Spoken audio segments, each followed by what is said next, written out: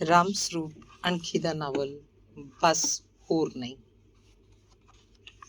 ਇਹ ਨਾਵਲ ਸਮਰਪਿਤ ਹੈ ਉਸ ਦਲੇਰ ਔਰਤ ਦੇ ਨਾਂ ਜਿਸ ਦੀ ਜ਼ਿੰਦਗੀ ਤੋਂ ਪ੍ਰਭਾਵਿਤ ਹੋ ਕੇ ਇਹ ਨਾਵਲ ਲਿਖਣ ਦੀ ਵਿਉਂਤ ਬਣੀ। ਪਹਿਲਾ ਅੰਕ। ਰਮਿੰਦਰ ਪਾਲ ਅੱਜ ਤੀਜੇ ਦਿਨ ਵੀ ਸਕੂਲ ਨਹੀਂ ਆਇਆ ਸੀ। ਸੰਦਲੀ ਨੂੰ ਫਿਕਰ ਹੋਣ ਲੱਗਿਆ। ਉਹਨੇ ਆਪਣੀ ਸੀ ਲੀਵ ਦੀ ਵੀ ਕੋਈ ਨਹੀਂ ਭੇਜੀ ਸੀ। ਉਹ ਹਮੇਸ਼ਾ ਇਸੇ ਤਰ੍ਹਾਂ ਕਰਦਾ ਹੁੰਦਾ। ਅਚਾਨਕ ਕਿਸੇ ਦਿਨ ਛੁੱਟੀ ਤੇ ਹੋ ਜਾਂਦਾ ਤੇ ਅਗਲੇ ਦਿਨ ਆ ਕੇ ਛੁੱਟੀ ਦੀ ਅਰਜ਼ੀ ਦਿੰਦਾ। ਹੈਡਮਾਸਟਰ ਖਿੱਚਦਾ ਰਹਿੰਦਾ, ਆਖਦਾ ਇੱਕ ਦਿਨ ਪਹਿਲਾਂ ਅਰਜ਼ੀ ਮਨਜ਼ੂਰ ਕਰਵਾ ਕੇ ਜਾਇਆ ਕਰੋ, ਨਹੀਂ ਤਾਂ ਫਿਰ ਅਚਾਨਕ ਪੀਰੀਅਡ ਦੀ ਐਡਜਸਟਮੈਂਟ ਕਰਨੀ ਮੁਸ਼ਕਿਲ ਹੋ ਜਾਂਦੀ ਹੈ। ਮੰਡੀ ਨੰਦਗੜ੍ਹ ਤੋਂ ਇਕੱਲਾ ਹੀ ਸੀ, ਉਹ ਵੀ ਸੱਚਾ ਸੀ। ਜਵਾਬ ਦਿੰਦਾ, ਮੌਕੇ ਤੇ ਕੰਮ ਹੋ ਜਾਂਦਾ ਹੈ, ਕਿਹਦੇ ਹੱਥ ਭੇਜਾਂ ਸੀ ਲੀਵ? ਨਾਲੇ ਹੈਡਮਾਸਟਰ ਸਾਹਿਬ, ਸੀ ਲੀਵ ਦਾ ਮਤਲਬ ਹੀ ਤਾਂ ਇਹੀ ਹੁੰਦਾ, ਅਚਾਨਕ ਛੁੱਟੀ। ਅਜਿਹਾ ਉਹ ਇੱਕ ਦਿਨ ਹੀ ਕਦੇ ਕਰਦਾ। ਇੱਕ ਦਿਨ ਤੋਂ ਵੱਧ ਛੁੱਟੀ ਮਸਾਂ ਹੀ ਕਦੇ ਲੈਂਦਾ ਸੀ। ਸਾਲ 'ਚ ਉਹਦੀਆਂ 20 ਤਾਂ ਸਾਰੀਆਂ ਸੀ ਲੀਵਾਂ ਬਣਦੀਆਂ ਸਨ, ਜੋ ਹਰ ਮਹੀਨੇ 2-2 3-3 ਲੈਣ ਕਰਕੇ ਦਸੰਬਰ ਤੋਂ ਪਹਿਲਾਂ ਹੀ ਖਤਮ ਹੋ ਜਾਂਦੀਆਂ। ਸੰਦਲੀ ਆਪਣੇ ਆਪ ਨੂੰ ਕਸੂਰਵਾਰ ਜਿਹਾ ਮਹਿਸੂਸ ਕਰ ਰਹੀ ਸੀ। ਜ਼ਰੂਰ ਉਹ ਮੇਰੀ ਗੱਲ ਨੂੰ ਬੁਰਾ ਮੰਨ ਗਿਆ ਹੋਏਗਾ। ਚਿੱਤ ਉੱਤੇ ਲਾ ਬੈਠਾ, ਇਹੀ ਕਾਰਨ ਹੈ ਕਿ ਉਹ ਘਰ ਬੈਠਾ ਹੈ, ਸਿਰ ਸੁੱਟ ਕੇ। ਪਰ ਇਹ ਕੀ ਗੱਲ ਹੋਈ ਕਿ ਬੰਦਾ 3-3 ਦਿਨ ਸਕੂਲ ਹੀ ਨਾ ਆਵੇ, ਆ ਕੇ ਮੱਥੇ ਹੀ ਨਾ ਲੱਗੇ, ਆ ਕੇ ਕੁਝ ਦੱਸੇ ਤਾਂ ਸਹੀ, ਪਤਾ ਵੀ ਲੱਗੇ ਉਹ ਕੀ ਸੋਚਦਾ ਹੈ, ਹੁਣ ਹੋਰ ਕੀ ਚਾਹੁੰਦਾ ਹੈ। ਰੱਤੋਕੇ ਦਾ ਹਾਈ ਸਕੂਲ ਚਾਹੇ 6ਵੀਂ ਤੋਂ 10ਵੀਂ ਤੱਕ ਸੀ, ਪਰ ਸਕੂਲ ਦੇ ਕਮਰੇ ਸਿਰਫ 4 ਸਨ। ਇੱਕ ਛੋਟਾ ਕਮਰਾ ਹੈਡਮਾਸਟਰ ਦੇ ਦਫ਼ਤਰ ਲਈ, ਇੱਕ ਵੱਡੇ ਕਮਰੇ 'ਚ ਕਲਰਕ ਬੈਠਦਾ, ਉੱਥੇ ਹੀ ਸਕੂਲ ਦੀਆਂ ਅਲਮਾਰੀਆਂ ਸਨ। ਵਿਹਲੇ ਪੀਰੀਅਡਾਂ ਵਾਲੇ ਮਾਸਟਰ ਵੀ ਉੱਥੇ ਆ ਕੇ ਬੈਠਦੇ। ਕਲਾਸਾਂ ਲਈ ਤਾਂ ਬਸ 3 ਕਮਰੇ ਸਨ। ਸਕੂਲ ਦੀ ਬਿਲਡਿੰਗ ਪਿੰਡ ਦੇ ਸਿਆਣੇ ਬੰਦਿਆਂ ਨੇ 5 ਫੁੱਟ ਉੱਚੇ ਚੌਂਤਰੇ ਉੱਤੇ ਬਣਾਈ ਸੀ। ਕਮਰਿਆਂ ਅੱਗੇ ਖਾਸਾ ਚੌੜਾ ਵਰਾਂਡਾ ਸੀ। ਵਰਾਂਡੇ 'ਚ ਵੀ 2 ਕਲਾਸਾਂ ਬੈਠ ਸਕਦੀਆਂ। ਵਰਾਂਡੇ ਦੇ ਇੱਕ ਪਾਸੇ ਕੁਰਸੀਆਂ ਢਾਹ ਕੇ ਵਿਹਲੇ ਪੀਰੀਅਡ ਵਾਲੀਆਂ ਭੈਣਜੀਆਂ ਬੈਠੀਆਂ ਰਹਿੰਦੀਆਂ। ਆਮ ਤੌਰ ਉੱਤੇ ਕਲਾਸਾਂ ਕਮਰਿਆਂ ਤੋਂ ਬਾਹਰ ਲੱਗਦੀਆਂ। ਸਕੂਲ ਦਾ ਕਾਫੀ ਲੰਬਾ ਚੌੜਾ ਮੈਦਾਨ ਸੀ, ਬੰਦੇ ਜਿੰਨੀ ਉੱਚੀ ਕੰਧ ਦਾ ਵਗਲ ਮਾਰਿਆ ਹੋਇਆ। ਮੈਦਾਨ 'ਚ ਬਿਲਡਿੰਗ ਦੇ ਦੋਵੇਂ ਪਾਸੇ 15-20 ਉੱਚੇ ਦਰਖਤ ਸਨ। ਟਾਹਲੀਆਂ, ਨਿੰਮ, ਪਿੱਪਲ ਤੇ ਬੋਹੜ, ਬਕਰੈਣਾ ਵੀ ਸਨ। ਗਰਮੀਆਂ 'ਚ ਇਹਨਾਂ ਦਰਖਤਾਂ ਥੱਲੇ ਕਲਾਸਾਂ ਲੱਗਦੀਆਂ। ਸਰਦੀਆਂ 'ਚ ਪਰੇ ਖੁੱਲ੍ਹਾ ਮੈਦਾਨ ਸੀ, ਦੂਰ ਤੱਕ। ਸਿੰਗਲ ਸੈਕਸ਼ਨ ਸਕੂਲ ਸੀ। ਹੈਡਮਾਸਟਰ ਨੂੰ ਛੱਡ ਕੇ 8 ਅਧਿਆਪਕ ਸਨ, 6 ਮਾਸਟਰ, 2 ਮਾਸਟਰਾਣੀਆਂ। ਇੱਕ ਮਾਸਟਰ ਤੇ ਇੱਕ ਮਾਸਟਰਾਣੀ ਲੋਕਲ ਸਨ। ਬਹੁਤੇ ਮਾਸਟਰ ਭਗਵਾਨਪੁਰੇ ਤੋਂ ਆਉਂਦੇ। ਹੈਡਮਾਸਟਰ ਵੀ ਭਗਵਾਨਪੁਰੇ ਦਾ ਸੀ। ਕੁਝ ਮਾਸਟਰ ਨੇੜੇ ਤੇੜੇ ਦੇ ਪਿੰਡਾਂ ਤੋਂ ਆਉਂਦੇ। ਸੰਦਲੀ ਪਰ ਭਗਵਾਨਪੁਰੇ ਦੀ ਸੀ। ਗਰਮੀਆਂ ਦੇ ਦਿਨ ਸਨ। 1.5 ਮਹੀਨੇ ਦੀਆਂ ਲੰਮੀਆਂ ਛੁੱਟੀਆਂ ਤੋਂ ਬਾਅਦ ਸਕੂਲ ਲੱਗੇ ਨੂੰ ਇੱਕ ਹਫ਼ਤਾ ਵੀ ਨਹੀਂ ਗੁਜ਼ਰਿਆ ਸੀ। ਬਰਸਾਤਾਂ ਦਾ ਮੌਸਮ ਸੀ। ਲਗਭਗ ਸਾਰੀਆਂ ਕਲਾਸਾਂ ਬਾਹਰ ਦਰਖਤਾਂ ਥੱਲੇ ਲੱਗਦੀਆਂ ਸਨ। ਸੰਦਲੀ 9ਵੀਂ ਜਮਾਤ ਨੂੰ ਅੰਗਰੇਜ਼ੀ ਪੜ੍ਹਾ ਰਹੀ ਸੀ। ਸਕੂਲ ਗੇਟ ਤੋਂ ਖਾਸਾ ਦੂਰ ਬੋਹੜ ਥੱਲੇ ਕਲਾਸ ਸੀ। ਉਹਦੀ ਕੁਰਸੀ ਗੇਟ ਵਾਲੇ ਪਾਸੇ ਸੀ। ਉਹ ਬਿੰਦੇ ਝੱਟ ਕੁਰਸੀ ਤੋਂ ਉੱਠਦੀ, ਗੇਟ ਵੱਲ ਗੌਰ ਨਾਲ ਝਾਕਣ ਲੱਗਦੀ। ਕਦੇ ਅਜਿਹਾ ਵੀ ਹੁੰਦਾ ਸੀ ਕਿ ਉਹ 2 ਘੰਟੇ ਲੇਟ ਆਉਂਦਾ ਤੇ ਆ ਕੇ 1/3 ਦੇ ਦਿੰਦਾ, ਜਾਂ ਅੱਧੀ ਛੁੱਟੀ ਵੇਲੇ ਆ ਕੇ ਹਾਫ ਛੁੱਟੀ ਦਿੰਦਾ। ਹੈਡਮਾਸਟਰ ਡਿਸਿਪਲਿਨ ਦਾ ਬੜਾ ਪੱਕਾ ਸੀ, ਕਿਸੇ ਨੂੰ ਫਰਲੋ ਨਹੀਂ ਸੀ ਮਾਰਨ ਦਿੰਦਾ। ਨਾ ਆਪ ਅਜਿਹਾ ਕਰਦਾ। ਉਹ ਰਮਿੰਦਰ ਪਾਲ ਨੂੰ ਸਾਰੀ ਛੁੱਟੀ ਤੱਕ ਵੀ ਉਡੀਕਦੀ ਰਹੀ, ਪਰ ਉਹ ਨਹੀਂ ਆਇਆ। ਹੈਡਮਾਸਟਰ ਉਹਦੇ ਖਾਨੇ 'ਚ ਸੀ ਲੀਵ ਭਰੀ ਜਾ ਰਿਹਾ ਸੀ। ਆਖ ਰਿਹਾ ਸੀ, ਕੋਈ ਖਾਸ ਹੀ ਅੜਿੱਕਾ ਲੱਗ ਗਿਆ ਹੋਏਗਾ ਰਮਿੰਦਰ ਪਾਲ ਨੂੰ, ਨਹੀਂ ਤਾਂ ਇੰਨੇ ਦਿਨ ਉਹਨੇ ਕਦੇ ਸੀ ਲੀਵ ਨਹੀਂ ਲਈ। ਖੈਰ ਚਲੋ, ਆਏਗਾ ਤਾਂ ਛੁੱਟੀ ਅਪਲਾਈ ਕਰ ਦੇਗਾ। ਸੀ ਲੀਵ ਤਾਂ ਲਗਾਈ ਜਾ ਰਿਹਾ। ਹੈਡਮਾਸਟਰ ਜਿਵੇਂ ਉਹਦਾ ਫਿਕਰ ਕਰ ਰਿਹਾ ਹੋਵੇ। ਪਰ ਹੈਡਮਾਸਟਰ ਦਾ ਫਿਕਰ ਹੋਰ ਸੀ, ਸੰਦਲੀ ਦਾ ਫਿਕਰ ਹੋਰ। ਹੈਡਮਾਸਟਰ ਦੀ ਫਿਕਰ 'ਚ ਅਨੁਸ਼ਾਸਨ ਸੀ, ਅਫਸਰੀ ਸੀ। ਉਹ ਤੋਂ ਪੁੱਛੇ ਬਗੈਰ ਛੁੱਟੀ ਉੱਤੇ ਕਿਵੇਂ ਹੈ। ਉਹਨੂੰ ਨਿੱਤ ਉਹਦੇ ਪੀਰੀਅਡਾਂ ਦੀ ਐਡਜਸਟਮੈਂਟ ਕਰਨੀ ਪੈਂਦੀ। ਦਿਖਾਵਾ ਸੀ ਕਿ ਵਿਦਿਆਰਥੀਆਂ ਦੀ ਪੜ੍ਹਾਈ ਦਾ ਨੁਕਸਾਨ ਹੋ ਰਿਹਾ। ਸੰਦਲੀ ਦੇ ਫਿਕਰ ਨੂੰ ਕੋਈ ਨਹੀਂ ਜਾਣਦਾ ਸੀ, ਸੰਦਲੀ ਜਾਣਦੀ ਬਸ। ਸੰਦਲੀ ਦਾ ਜੀਅ ਕਰਦਾ ਉਹ ਸਾਰੀ ਛੁੱਟੀ ਤੋਂ ਬਾਅਦ ਆਪ ਨੰਦਗੜ੍ਹ ਜਾਵੇ, ਉਹਦਾ ਪਤਾ ਲਵੇ। ਉਹ ਨੰਦਗੜ੍ਹ ਇੱਕ ਵਾਰ ਉਹਦੇ ਘਰ ਜਾ ਆਈ ਸੀ। ਰੇਲਵੇ ਸਟੇਸ਼ਨ ਦੇ ਕੋਲ ਹੀ ਮੰਡੀ ਦੀ 3 ਨੰਬਰ ਗਲੀ 'ਚ ਉਹਦਾ ਘਰ ਹੈ। ਬੱਸ 'ਚ ਜਾ ਕੇ ਉਹਦੇ ਪਤਾ ਲਵੇ। ਮੁੜਨ ਵੇਲੇ ਟ੍ਰੇਨ ਤੇ ਨੰਦਗੜ੍ਹ ਤੋਂ ਭਗਵਾਨਪੁਰੇ ਪਹੁੰਚ ਜਾਏ। ਸ਼ਾਮ 5 ਵਜੇ ਨੰਦਗੜ੍ਹ ਤੋਂ ਭਗਵਾਨਪੁਰੇ ਲਈ ਟ੍ਰੇਨ ਮਿਲ ਜਾਂਦੀ ਹੈ। ਘਰ ਜਾ ਕੇ ਕੋਈ ਹੋਰ ਬਹਾਨਾ ਲਾ ਸਕਦੀ ਹੈ, ਪਰ ਉਹ ਕੰਬ ਜਾਂਦੀ ਹੈ। ਅਜਿਹਾ ਕਰਨ ਤੋਂ ਡਰਦੀ। ਉਹਨੂੰ ਉਮੀਦ ਜਿਹੀ ਦਾ ਅਹਿਸਾਸ ਹੁੰਦਾ ਕਿ ਉਹ ਕੱਲ੍ਹ ਨੂੰ ਆ ਹੀ ਜਾਏਗਾ। ਕਿਉਂ ਆਪਣਾ ਚਿੱਤ ਕਾਹਲਾ ਪਾ ਰਹੀ ਹੈ। ਵਿਹਲੇ ਸਮੇਂ 'ਚ ਧਨੋਂ ਚਪੜਾਸਣ ਉਹਦੇ ਕੋਲ ਆ ਬੈਠਦੀ, ਇੱਧਰ ਉੱਧਰ ਦੀਆਂ ਗੱਲਾਂ ਮਾਰਦੀ। ਉਹ ਸੰਦਲੀ ਨੂੰ ਲੋਕਲ ਮਾਸਟਰਾਣੀ ਮਲਕੀਤ ਕੌਰ ਦੀਆਂ ਗੱਲਾਂ ਦੱਸਦੀ। ਮਲਕੀਤ ਕੌਰ ਰਤੋਕੇ ਦੀ ਨੂੰਹ ਸੀ। ਉਹਦਾ ਘਰ ਵਾਲਾ ਸੀ ਤਾਂ ਖਾਸਾ ਪੜ੍ਹਿਆ ਲਿਖਿਆ, ਪਰ ਖੇਤੀ ਦਾ ਕੰਮ ਕਰਦਾ। ਕੋਈ ਨੌਕਰੀ ਉਹਨੇ ਆਪ ਹੀ ਨਹੀਂ ਲਈ ਸੀ। ਜ਼ਮੀਨ ਚੰਗੀ ਸੀ, ਘਰ ਦਾ ਟਰੈਕਟਰ ਸੀ। ਉਹ 3 ਭਰਾ ਸਨ, ਵੱਡੇ ਦੋਵੇਂ ਅਨਪੜ੍ਹ ਸਨ, 3 ਇਕੱਠੇ ਸਨ। ਬੁੜਾ ਬੁੜੀ ਜਿਉਂਦੇ ਸਨ, ਇਸੇ ਕਰਕੇ ਇਕੱਠ ਨਿਭੀ ਜਾਂਦਾ ਸੀ। ਸਾਰਿਆਂ ਤੋਂ ਵੱਡੇ ਦੀ ਘਰਵਾਲੀ ਨੇ ਮਾਸਟਰਾਣੀ ਦੇ ਆਦਮੀ ਨੂੰ ਆਪਣੇ ਵੱਸ 'ਚ ਕੀਤਾ ਹੋਇਆ ਸੀ। ਇਸੇ ਕਰਕੇ ਉਹ ਮਾਸਟਰਾਣੀ ਦਾ ਤਿਉ ਘੱਟ ਕਰਦਾ। ਉਹ ਰੋਂਦੀ ਪਿੱਟਦੀ ਰਹਿ ਜਾਂਦੀ, ਪਰ ਸਕੂਲ ਆ ਕੇ ਗੁੰਮ-ਸੁੰਮ ਰਹਿੰਦੀ। ਇੱਕ ਤਰ੍ਹਾਂ ਸਕੂਲ ਆ ਕੇ ਉਹਦਾ ਵਕਤ ਨਿਕਲ ਜਾਂਦਾ ਸੀ। ਮਲਕੀਤ ਕੌਰ ਬਾਰੇ ਬਹੁਤੀਆਂ ਗੱਲਾਂ ਧਨੋਂ ਨੇ ਹੀ ਸੰਦਲੀ ਨੂੰ ਦੱਸੀਆਂ ਸਨ। ਧਨੋਂ ਚਪੜਾਸਣ ਉਮਰ ਦੀ, ਚਾਹੇ ਵੱਡੀ ਸੀ, ਦੇਖਣ 'ਚ ਭੋਲੀ ਭਾਲੀ ਜੀ ਲੱਗਦੀ, ਪਰ ਅੰਦਰੋਂ ਤਿੱਖੀ ਸੀ। ਸਕੂਲ ਦੇ ਮਾਹੌਲ ਦੀ ਉਹਨੂੰ ਪੂਰੀ ਜਾਣਕਾਰੀ ਸੀ। ਪਲਕਾਂ ਝੁਕਾ ਕੇ ਤੁਰਦੀ। ਕੋਈ ਮਾਸਟਰ ਜਾਂ ਮਾਸਟਰਾਣੀ ਉਹਨੂੰ ਕੋਈ ਕੰਮ ਆਖਦਾ ਤਾਂ ਉਹ ਝੱਟ ਕਰ ਦਿੰਦੀ। ਬੁੜਬੁੜ ਨਹੀਂ ਕਰਦੀ ਸੀ। ਹੈਡ ਮਾਸਟਰ ਦੀਆਂ ਝਿੜਕਾਂ ਵੀ ਨਹੀਂ ਖਾਂਦੀ ਸੀ। ਸਾਰਿਆਂ ਵੱਲੋਂ ਧਨੋਂ ਲਈ ਆਦਰ ਸਤਿਕਾਰ ਸੀ। ਸੰਦਲੀ ਨੇ ਰਮਿੰਦਰਪਾਲ ਨੂੰ ਕੋਈ ਗੱਲ ਆਖਣੀ ਹੁੰਦੀ ਤੇ ਉਹ ਪਰਾਂ ਕਿਧਰੇ ਤੁਰਿਆ ਫਿਰਦਾ ਹੁੰਦਾ ਤਾਂ ਉਹ ਧਨੋਂ ਨੂੰ ਆਖਦੀ, ਮਾਈ ਆ ਰਮਿੰਦਰਪਾਲ ਮਾਸਟਰ ਜੀ ਨੂੰ ਭੇਜੀ ਇੱਧਰ। ਏਦਾਂ ਹੀ ਰਮਿੰਦਰਪਾਲ ਨੇ ਸੰਦਲੀ ਨੂੰ ਕੁਝ ਆਖਣਾ ਹੁੰਦਾ ਤੇ ਉਹ ਉਹਦੇ ਕੋਲ ਆਪ ਜਾਣ ਤੋਂ ਝਿਜਕਦਾ ਤਾਂ ਦੂਰ ਬੈਠੀ ਸੰਦਲੀ ਕੋਲ ਧਨੋਂ ਹਾਥੀ ਸੁਨੇਹਾ ਭੇਜ ਦਿੰਦਾ। ਤੀਜੇ ਦਿਨ ਛੁੱਟੀ ਹੋਣ ਤੋਂ ਥੋੜਾ ਚਿਰ ਪਹਿਲਾਂ ਸੰਦਲੀ ਟਾਹਲੀ ਦੀ ਛਾਂ ਥੱਲੇ ਇਕੱਲੀ ਬੈਠੀ ਉਸ ਦਿਨ ਦਾ ਇੱਕ ਪੰਜਾਬੀ ਅਖਬਾਰ ਐਵੇਂ ਬਸ ਦੇਖ ਰਹੀ ਸੀ ਕਿ ਧਨੋਂ ਉਹਦੇ ਕੋਲ ਆ ਗਈ। ਉਹ ਹਾਲੇ ਆ ਕੇ ਬੈਠੀ ਸੀ ਕਿ ਸੰਦਲੀ ਨੇ ਉਹ ਤੋਂ ਪਾਣੀ ਦਾ ਗਲਾਸ ਮੰਗਵਾਇਆ। ਹੈਡ ਮਾਸਟਰ ਦੇ ਦਫ਼ਤਰ ਅੱਗੇ ਖੜੇ 2 ਮਾਸਟਰ ਖਾਸਾ ਚਿਰ ਕੋਈ ਗੱਲ ਕਰਦੇ ਉਹਨੇ ਦੇਖੀ ਸੀ। ਉਹਨੇ ਧਨੋਂ ਨੂੰ ਜਾਣ ਕੇ ਹੀ ਭੇਜਿਆ ਸੀ। ਇਹ ਵੀ ਕਿਹਾ ਸੀ ਕਿ ਉਹ ਸੁਣ ਕੇ ਆਵੇ ਭਲਾ ਉਹ ਦੋਵੇਂ ਕੀ ਗੱਲ ਕਰ ਰਹੇ। ਉਹਨੂੰ ਲੱਗਿਆ ਸੀ ਉਹ ਜ਼ਰੂਰ ਰਮਿੰਦਰਪਾਲ ਦੀ ਕੋਈ ਗੱਲ ਕਰ ਰਹੇ। ਧਨੋਂ ਨੇ ਦੱਸਿਆ ਕਿ ਉਹ ਤਾਂ ਵੋਟਾਂ ਦੀ ਕੋਈ ਗੱਲ ਕਰ ਰਹੇ। ਪਤਾ ਨਹੀਂ ਕਿਹਦੀਆਂ ਪੈਣੀਆਂ ਨੇ ਵੋਟਾਂ।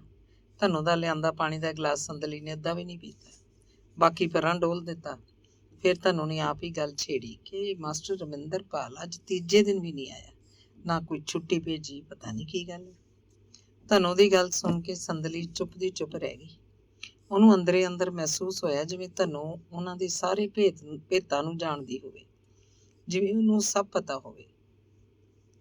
ਇੱਕ ਤਰ੍ਹਾਂ ਨਾਲ ਧਨੋਂ ਦੀ ਗੱਲ ਉੱਤੇ ਉਹਨੂੰ ਧੁਰ ਅੰਦਰ ਕਿਧਰੇ ਰਾਹਤ ਮਿਲੀ, ਜਿਵੇਂ ਉਹਦੇ ਦੁੱਖ ਨੂੰ ਕਿਸੇ ਨੇ ਠੁੰਮਣਾ ਦਿੱਤਾ ਹੋਵੇ। ਫਿਰ ਉਹਦਾ ਜੀਅ ਕੀਤਾ ਕਿ ਉਹ ਧਨੋਂ ਨੂੰ ਨੰਦਗੜ੍ਹ ਭੇਜੇ। ਉਹ ਕੱਲ ਨੂੰ ਕੋਈ ਬਹਾਨਾ ਬਣਾ ਕੇ ਹੈਡਮਾਸਟਰ ਤੋਂ 2 ਘੰਟੇ ਦੀ ਛੁੱਟੀ ਲਵੇ ਤੇ ਚੋਰੀ ਛਿਪੇ ਗੱਡੀ ਚੜ੍ਹ ਕੇ ਨੰਦਗੜ੍ਹ ਚਲੀ ਜਾਵੇ। ਸਟੇਸ਼ਨ ਤੋਂ ਬਾਹਰ ਜਾ ਕੇ ਗਲੀ ਨੰਬਰ 3 ਪੁੱਛ ਲਵੇ। ਗਲੀ 'ਚ ਮਾਸਟਰ ਰਮਿੰਦਰਪਾਲ ਨੂੰ ਹਰ ਕੋਈ ਜਾਣਦਾ ਹੋਏਗਾ। ਧਨੋਂ ਉਹਦਾ ਪਤਾ ਲੈ ਕੇ ਆਵੇ। ਜਿੰਨਾ ਚਿਰ ਉਹ ਸਕੂਲ ਨਹੀਂ ਆਉਂਦਾ ਉਹਦਾ ਕਾਲਜਾ ਧੜਕਦਾ ਰਹੇਗਾ। ਸਕੂਲੋਂ ਗੈਰ ਹਾਜ਼ਰ ਰਹਿ ਕੇ ਉਹ ਕਿਉਂ ਮੈਨੂੰ ਤੜਫਾ ਰਿਹਾ, ਕਿਉਂ ਮਰੀ ਨੂੰ ਮਾਰਦਾ ਹੈ। ਸੰਦਲੀ ਦੇ ਮਨ 'ਚ ਰਮਿੰਦਰਪਾਲ ਬਾਰੇ ਬੇਥਾਹ ਗੁੱਸਾ ਸੀ। ਉਹ ਧਨੋਂ ਨੂੰ ਕੁਝ ਵੀ ਨਾ ਆਖ ਸਕੀ। ਉਹਦੀ ਗੱਲ ਦਾ ਹੁੰਗਾਰਾ ਤੱਕ ਵੀ ਨਹੀਂ ਭਰਿਆ, ਜਿਵੇਂ ਧਨੋਂ ਨੇ ਕੰਧ ਨਾਲ ਗੱਲ ਕੀਤੀ ਹੋਵੇ। ਧਨੋਂ ਥਾਂ ਦੀ ਥਾਂ ਬੈਠੀ ਹੋਈ ਸੀ। ਫਿਰ ਉੱਠ ਕੇ ਦਫ਼ਤਰ ਵੱਲ ਚਲੀ ਗਈ। ਉਹ ਦਫ਼ਤਰ ਤੱਕ ਪਹੁੰਚੀ ਸੀ ਕਿ ਹੈਡਮਾਸਟਰ ਨੇ ਉਹਨੂੰ ਸਾਰੀ ਛੁੱਟੀ ਦੀ ਘੰਟੀ ਵਜਾਉਣ ਲਈ ਆਖ ਦਿੱਤਾ। ਹੈਡਮਾਸਟਰ ਦੇ ਦਫ਼ਤਰ ਵਿੱਚ ਸਾਰੇ ਅਧਿਆਪਕ ਹਾਜ਼ਰੀ ਰਜਿਸਟਰ 'ਚ ਆਪਣੇ ਦਸਤਖਤ ਕਰ ਰਹੇ ਸਨ। ਹਾਜ਼ਰੀ ਰਜਿਸਟਰ 'ਚ ਅਧਿਆਪਕਾਂ ਦੇ ਨਾਂ ਉਹਨਾਂ ਦੀ ਸੀਨੀਅਰਿਟੀ ਅਨੁਸਾਰ ਸਨ। ਰਮਿੰਦਰਪਾਲ ਦਾ ਨਾਂ ਸੰਦਲੀ ਤੋਂ ਪਹਿਲਾਂ ਸੀ ਤਾਂ ਉਹ ਸੰਦਲੀ ਤੋਂ ਖਾਸਾ ਸੀਨੀਅਰ, ਪਰ ਸੰਦਲੀ ਉੱਤੇ ਆ ਕੇ ਮਾਸਟਰ ਕੇਡਰ ਮੁੱਕ ਜਾਂਦਾ। ਫਿਰ ਗਿਆਨੀ ਪ੍ਰਭਾਕਰ ਤੇ ਪੀਟੀ ਡਰਾਇੰਗ ਟੀਚਰ ਸ਼ੁਰੂ ਹੋ ਜਾਂਦੇ। ਸੰਦਲੀ ਨੇ ਆਪਣੇ ਦਸਤਖਤ ਕਰਨ ਵੇਲੇ ਦੇਖਿਆ ਰਮਿੰਦਰਪਾਲ ਦੇ ਖਾਨੇ 'ਚ ਤੀਜੇ ਦਿਨ ਵੀ ਲਾਲ ਸਿਆਹੀ ਨਾਲ ਲੰਮੀ ਸਾਰੀ ਸੀ ਲੀਵ ਲਿਖੀ ਹੋਈ ਸੀ। ਤੀਜੇ ਦਿਨ ਦੀ ਸੀ ਲੀਵ ਇੰਨੀ ਲੰਬੀ ਸੀ ਕਿ ਉਹਦੇ ਆਪਣੇ ਖਾਨੇ 'ਚ ਆ ਵੜੀ ਸੀ। ਉਹਦੇ ਖਾਨੇ 'ਚ ਲਾਲ ਸਿਆਹੀ ਦੀ ਲਕੀਰ ਦੇ ਦਖਲ ਨੇ ਉਹਦੇ ਦਿਲ ਨੂੰ ਹੋਰ ਵੀ ਭੈੜਾ ਕਰ ਦਿੱਤਾ। ਉਹਦਾ ਸਾਰਾ ਵਜੂਦ ਪਛਿਆ ਗਿਆ ਜਦੋਂ ਉਹਨੂੰ ਇਹ ਅਹਿਸਾਸ ਹੋਇਆ ਕਿ ਰਮਿੰਦਰਪਾਲ ਦੇ 3 ਦਿਨਾਂ 'ਚ ਲਾਲ ਸਿਆਹੀ ਦੀ ਐਂਟਰੀ ਉਹਦਾ ਆਪਣਾ ਹੀ ਇੱਕ ਬੱਜਰ ਕਸੂਰ ਹੈ। ਅੰਗ ਦੂਸਰਾ। ਸੰਦਲੀ ਦੇ ਪਿਤਾ ਰਾਜਕੁਮਾਰ ਭਗਵਾਨਪੁਰੇ ਬੈਂਕ ਮੈਨੇਜਰ ਸਨ। ਉਹਨਾਂ ਦਾ ਪਿੱਛਾ ਤਾਂ ਹੁਸ਼ਿਆਰਪੁਰ ਜ਼ਿਲ੍ਹੇ ਦਾ ਸੀ, ਪਰ ਉਹ ਕਈ ਵਰ੍ਹਿਆਂ ਤੋਂ ਇੱਧਰ ਬਠਿੰਡੇ ਜ਼ਿਲ੍ਹੇ 'ਚ ਭਗਵਾਨਪੁਰਾ ਬੈਂਕ 'ਚ ਹੀ ਸਨ। ਤੀਜੇ ਚੌਥੇ ਸਾਲ ਉਹਨਾਂ ਦੀ ਬਦਲੀ ਹੋ ਜਾਂਦੀ, ਪਰ ਉਹ ਫਿਰ ਭਗਵਾਨਪੁਰੇ ਆ ਜਾਂਦੇ। ਇੱਥੋਂ ਦੀ ਮਿੱਟੀ ਨਾਲ ਉਹਨਾਂ ਨੂੰ ਕੋਈ ਖਾਸ ਹੀ ਮੋਹ ਸੀ। ਮੰਡੀ ਦੇ ਲਾਲਿਆਂ ਨਾਲ ਉਹਨਾਂ ਦੀ ਬਣੀ ਹੋਈ ਸੀ। ਜ਼ੁਬਾਨ ਦੇ ਮਿੱਠੇ ਸਨ ਤੇ ਕੰਮ ਦੇ ਪੂਰੇ, ਹਰ ਕਿਸੇ ਦੇ ਕੰਮ ਆਉਂਦੇ। ਸੀਟਾਂ ਉੱਤੇ ਆਪ ਜਾ ਕੇ ਗਾਹਕਾਂ ਦਾ ਕੰਮ ਕਰਵਾਉਂਦੇ। ਦਫ਼ਤਰ 'ਚ ਬੈਠੇ ਅਨਪੜ੍ਹ ਲੋਕਾਂ ਦੇ ਫਾਰਮ ਭਰਦੇ ਰਹਿੰਦੇ। ਕਿਸੇ ਨੇ ਪੈਸੇ ਜਮ੍ਹਾਂ ਕਰਾਉਣੇ ਹੁੰਦੇ, ਕਿਸੇ ਨੇ ਕਢਵਾਉਣੇ ਹੁੰਦੇ। ਸਵੇਰੇ ਉਹ ਬੈਂਕ ਸਮੇਂ ਤੋਂ 5 ਕੁ ਮਿੰਟ ਲੇਟ ਆਉਂਦੇ ਤੇ ਫਿਰ ਸੀਟਾਂ ਉੱਤੇ ਆਪ ਜਾ ਕੇ ਇਕੱਲੇ ਬੰਦੇ ਨੂੰ ਮਿਲਦੇ, ਹੱਥ ਮਿਲਾਉਂਦੇ, ਅਗਲੇ ਦਾ ਹਾਲ ਚਾਲ ਪੁੱਛਦੇ। ਰਾਜਕੁਮਾਰ ਦੇ 2 ਮੁੰਡੇ ਸਨ ਤੇ ਤੀਜੀ ਇਹ ਕੁੜੀ ਸੰਦਲੀ BA B.Ed ਸੀ। B.Ed ਕਰਦਿਆਂ ਹੀ ਉਹਦੀ ਨਿਯੁਕਤੀ ਰਤੋਕੇ ਹਾਈ ਸਕੂਲ 'ਚ ਹੋ ਗਈ। ਫਿਰ ਉਹ ਇੱਥੇ ਹੀ ਪੱਕੀ ਹੋ ਗਈ। ਹੁਣ ਪਿਛਲੇ 4 ਸਾਲਾਂ ਤੋਂ ਇੱਥੇ ਹੀ ਸੀ। ਰਤੋਕੇ ਰੇਲਵੇ ਸਟੇਸ਼ਨ ਸੀ। ਸਵਾਰੀ ਗੱਡੀਆਂ ਸਾਰੀਆਂ ਠਹਿਰਦੀਆਂ। ਬਰਨਾਲਾ ਬਠਿੰਡਾ ਸੜਕ ਵੀ ਸੀ। ਬੱਸਾਂ ਆਮ ਚੱਲਦੀਆਂ। ਸੜਕ ਪਿੰਡ ਤੋਂ 1 ਕਿਲੋਮੀਟਰ ਦੂਰ ਸੀ, ਜਦੋਂ ਕਿ ਰੇਲਵੇ ਸਟੇਸ਼ਨ ਪਿੰਡ ਦੇ ਐਨ ਸਿਰ ਉੱਤੇ ਸੀ। ਭਗਵਾਨਪੁਰੇ ਦੇ ਅਧਿਆਪਕ ਗੱਡੀ ਤੇ ਆ ਕੇ ਖੁਸ਼ ਸਨ। ਜਾਣ ਵੇਲੇ ਗੱਡੀ ਮਿਲ ਜਾਂਦੀ ਤਾਂ ਵੀ ਵਧੀਆ ਸੀ। ਬੱਸ ਸਟਾਪ ਤੱਕ ਜਾਣਾ ਮੁਸ਼ਕਿਲ ਲੱਗਦਾ। ਸੰਦਲੀ ਦੇ ਵੱਡੇ ਭਰਾ ਨੇ BSc ਕੀਤੀ ਸੀ ਤੇ ਫਿਰ ਬੈਂਕ ਲਈ ਉਹਦੀ ਸਿਲੈਕਸ਼ਨ ਹੋ ਗਈ। ਇੱਕ ਬੈਂਕ ਮੁਲਾਜ਼ਮ ਕੁੜੀ ਨਾਲ ਹੀ ਉਹਦਾ ਵਿਆਹ ਹੋ ਗਿਆ। ਉਹ ਦੋਵੇਂ ਅੱਡ-ਅੱਡ ਬੈਂਕਾਂ 'ਚ ਸਨ। ਪੱਕੀ ਰਿਹਾਇਸ਼ ਬਠਿੰਡੇ ਰੱਖੀ ਹੋਈ ਸੀ। ਬਹੂ ਬਠਿੰਡੇ ਦੀ ਬੈਂਕ ਵਿੱਚ ਸੀ ਤੇ ਮੁੰਡਾ ਗੁਨਿਆਣੇ ਨੇੜੇ ਹੀ ਸੀ। ਉਹਦਾ ਨਿੱਤ ਬਠਿੰਡੇ ਆਉਣ ਜਾਣ ਸੀ। ਛੋਟਾ ਮੁੰਡਾ MA ਇੰਗਲਿਸ਼ ਕਰਕੇ ਅੰਮ੍ਰਿਤਸਰ ਵੱਲ ਪਿੰਡ ਦੇ ਇੱਕ ਪ੍ਰਾਈਵੇਟ ਕਾਲਜ 'ਚ ਲੈਕਚਰਰ ਸੀ। ਉੱਧਰ ਉਹਦਾ ਅੰਮ੍ਰਿਤਸਰ ਦੀ ਕਿਸੇ ਕੁੜੀ ਨਾਲ ਚੱਕਰ ਚੱਲ ਰਿਹਾ ਸੀ। ਕੁੜੀ ਵੀ ਕਿਸੇ ਥਾਂ ਲੈਕਚਰਰ ਸੀ, ਉਹ ਵੀ ਇੰਗਲਿਸ਼ ਦੀ MA। ਦੋਵੇਂ ਪੰਜਾਬੀ ਯੂਨੀਵਰਸਿਟੀ ਪਟਿਆਲਾ ਵਿਖੇ ਹਮ ਜਮਾਤੀ ਸਨ। ਉਸੇ ਕੁੜੀ ਨਾਲ ਉਹਦਾ ਵਿਆਹ ਹੋ ਜਾਣਾ ਸੀ। ਸੰਦਲੀ 28 ਸਾਲਾਂ ਦੀ ਹੋ ਚੁੱਕੀ ਸੀ, ਪਰ ਹਾਲੇ ਤੱਕ ਕਿਧਰੇ ਉਹਦਾ ਰਿਸ਼ਤਾ ਨਹੀਂ ਹੋਇਆ ਸੀ। ਉਹ ਇੱਕ ਆਜ਼ਾਦ ਖਿਆਲ ਕੁੜੀ ਸੀ। ਅਜਿਹੀ ਨਹੀਂ ਸੀ ਕਿ ਜਿਸ ਮੁੰਡੇ ਦੇ ਲੜ ਉਹਦਾ ਬਾਪ ਉਹਨੂੰ ਲਾ ਦੇਵੇ, ਉਸੇ ਦੇ ਮਗਰ ਤੁਰ ਪਏਗੀ। ਉਹਦੀਆਂ ਪੱਕੀਆਂ ਸ਼ਰਤਾਂ ਸਨ। ਉਹ ਕਿਸੇ ਸਕੂਲ ਮਾਸਟਰ ਨਾਲ ਬਿਲਕੁਲ ਵਿਆਹ ਨਹੀਂ ਕਰਾਏਗੀ। ਉਹਦਾ ਘਰ ਵਾਲਾ ਕੋਈ ਅਫਸਰ ਹੋਵੇ। ਉਹ ਆਪਣੀ ਪਸੰਦ ਦਾ ਮੁੰਡਾ ਲਏਗੀ। ਸ਼ਹਿਰ 'ਚ ਵਿਆਹੀ ਜਾਏਗੀ, ਪਿੰਡ 'ਚ ਨਹੀਂ। ਰਾਜਕੁਮਾਰ ਨੂੰ ਚੰਗੇ ਅਧਿਆਪਕ ਮੁੰਡੇ ਮਿਲ ਰਹੇ ਸਨ, ਪਰ ਕੀ ਕਰਦਾ? ਸੰਦਲੀ ਦਾ ਠੋਕਵਾਂ ਇਨਕਾਰ ਸਾਹਮਣੇ ਖੜਾ ਹੁੰਦਾ। ਰਾਜਕੁਮਾਰ ਦੀ ਦਲੀਲ ਸੀ ਕਿ ਮੁੰਡਾ ਕੁੜੀ ਜੇ ਇੱਕੋ ਮਹਿਕਮੇ 'ਚ ਹੋਣ ਤਾਂ ਵਧੀਆ ਰਹਿੰਦਾ ਹੈ, ਪਰ ਸੰਦਲੀ ਦੀ ਦਲੀਲ ਹੁੰਦੀ ਕਿ ਸਕੂਲ ਮਾਸਟਰ ਦਾ ਸਮਾਜਿਕ ਰੁਤਬਾ ਹੀ ਕੋਈ ਨਹੀਂ ਹੁੰਦਾ। ਸਕੂਲ ਮਾਸਟਰ ਦੇ ਮੁੰਡੇ ਕੁੜੀਆਂ ਗਾਂ ਚੰਗੇ ਘਰੇ ਨਹੀਂ ਵਿਆਹੇ ਜਾਂਦੇ। ਸਕੂਲ ਮਾਸਟਰ ਦੱਬੂ ਹੁੰਦੇ ਨੇ। ਉਹਨਾਂ ਦੀ ਸੋਚ ਘਟੀਆ ਹੁੰਦੀ ਹੈ। ੜਿਕਾਈ ਵੀ ਸੀ ਕਿ ਕੋਈ ਅਫਸਰ ਮੁੰਡਾ ਸਕੂਲ ਮਾਸਟਰਾਣੀ ਨਾਲ ਵਿਆਹ ਕਰਾਉਣ ਨੂੰ ਤਿਆਰ ਨਹੀਂ ਸੀ। ਰਾਜਕੁਮਾਰ ਤਾਂ ਇੱਥੇ ਵੀ ਖੜਾ ਸੀ ਕਿ ਪਿੰਡ ਦਾ ਕੋਈ ਪੜ੍ਹਿਆ ਲਿਖਿਆ ਮੁੰਡਾ ਜੇ ਚੰਗੀ ਖਾਸੀ ਜ਼ਮੀਨ ਜਾਇਦਾਦ ਦਾ ਮਾਲਕ ਹੋਵੇ ਤਾਂ ਕੀ ਮਾੜਾ, ਪਰ ਨਹੀਂ। ਸੰਦਲੀ ਮੰਨਦੀ ਨਹੀਂ ਸੀ। ਆਪਣੀਆਂ ਸ਼ਰਤਾਂ ਉੱਤੇ ਅੜੀ ਰਹਿੰਦੀ। ਉਹਦਾ ਆਪਣਾ ਕੱਦ 5 ਫੁੱਟ 5 ਇੰਚ ਸੀ ਤੇ ਉਹਦੀ ਇਹ ਜ਼ਿੱਦ ਸੀ ਕਿ ਮੁੰਡਾ ਪੌਣੇ 6 ਫੁੱਟ ਤੋਂ ਉੱਤੇ ਹੋਵੇ।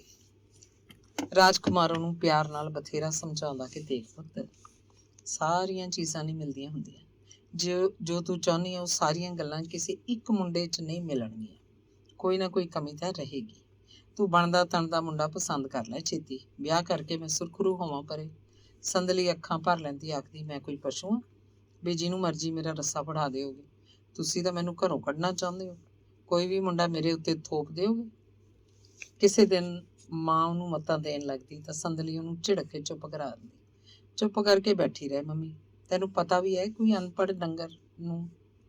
ਸੰਦਲੀ ਦਿਨੋਂ ਦਿਨ ਵੱਡੀ ਹੁੰਦੀ ਜਾ ਰਹੀ ਸੀ, ਪਰ ਉਹ ਆਪਣੀਆਂ ਜ਼ਿੱਦਾਂ ਉੱਤੇ ਕਾਇਮ ਸੀ। ਪਰ ਉਹਨੂੰ ਪੱਕਾ ਵਿਸ਼ਵਾਸ ਸੀ ਕਿ ਇੱਕ ਦਿਨ ਉਹਨੂੰ ਉਹਦੇ ਸੁਪਨਿਆਂ ਦਾ ਮੁੰਡਾ ਮਿਲ ਹੀ ਜਾਏਗਾ।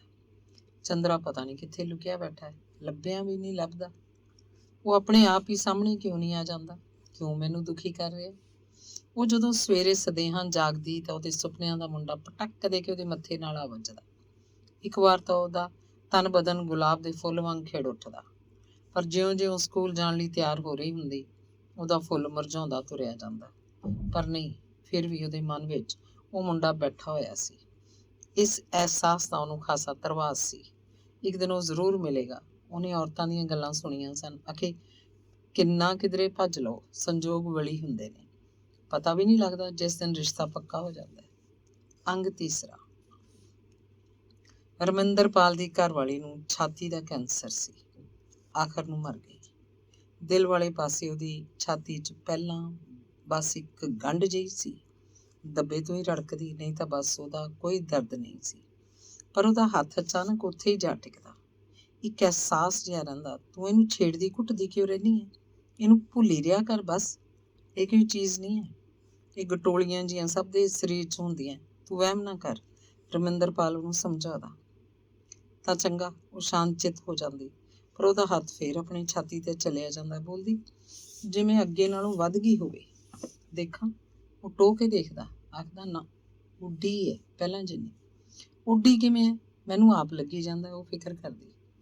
ਰਮਿੰਦਰ ਨੂੰ ਚਿੰਤਾ ਭਰਿਆ ਗੁੱਸਾ ਚੜਨ ਲੱਗਦਾ। ਬੋਲਦਾ, ਚੱਲ ਉੱਠ, ਚਾਹ ਬਣਾ ਕੇ ਲਿਆ, ਪੀ ਕੇ ਜਾਈਏ ਮੰਡੀ।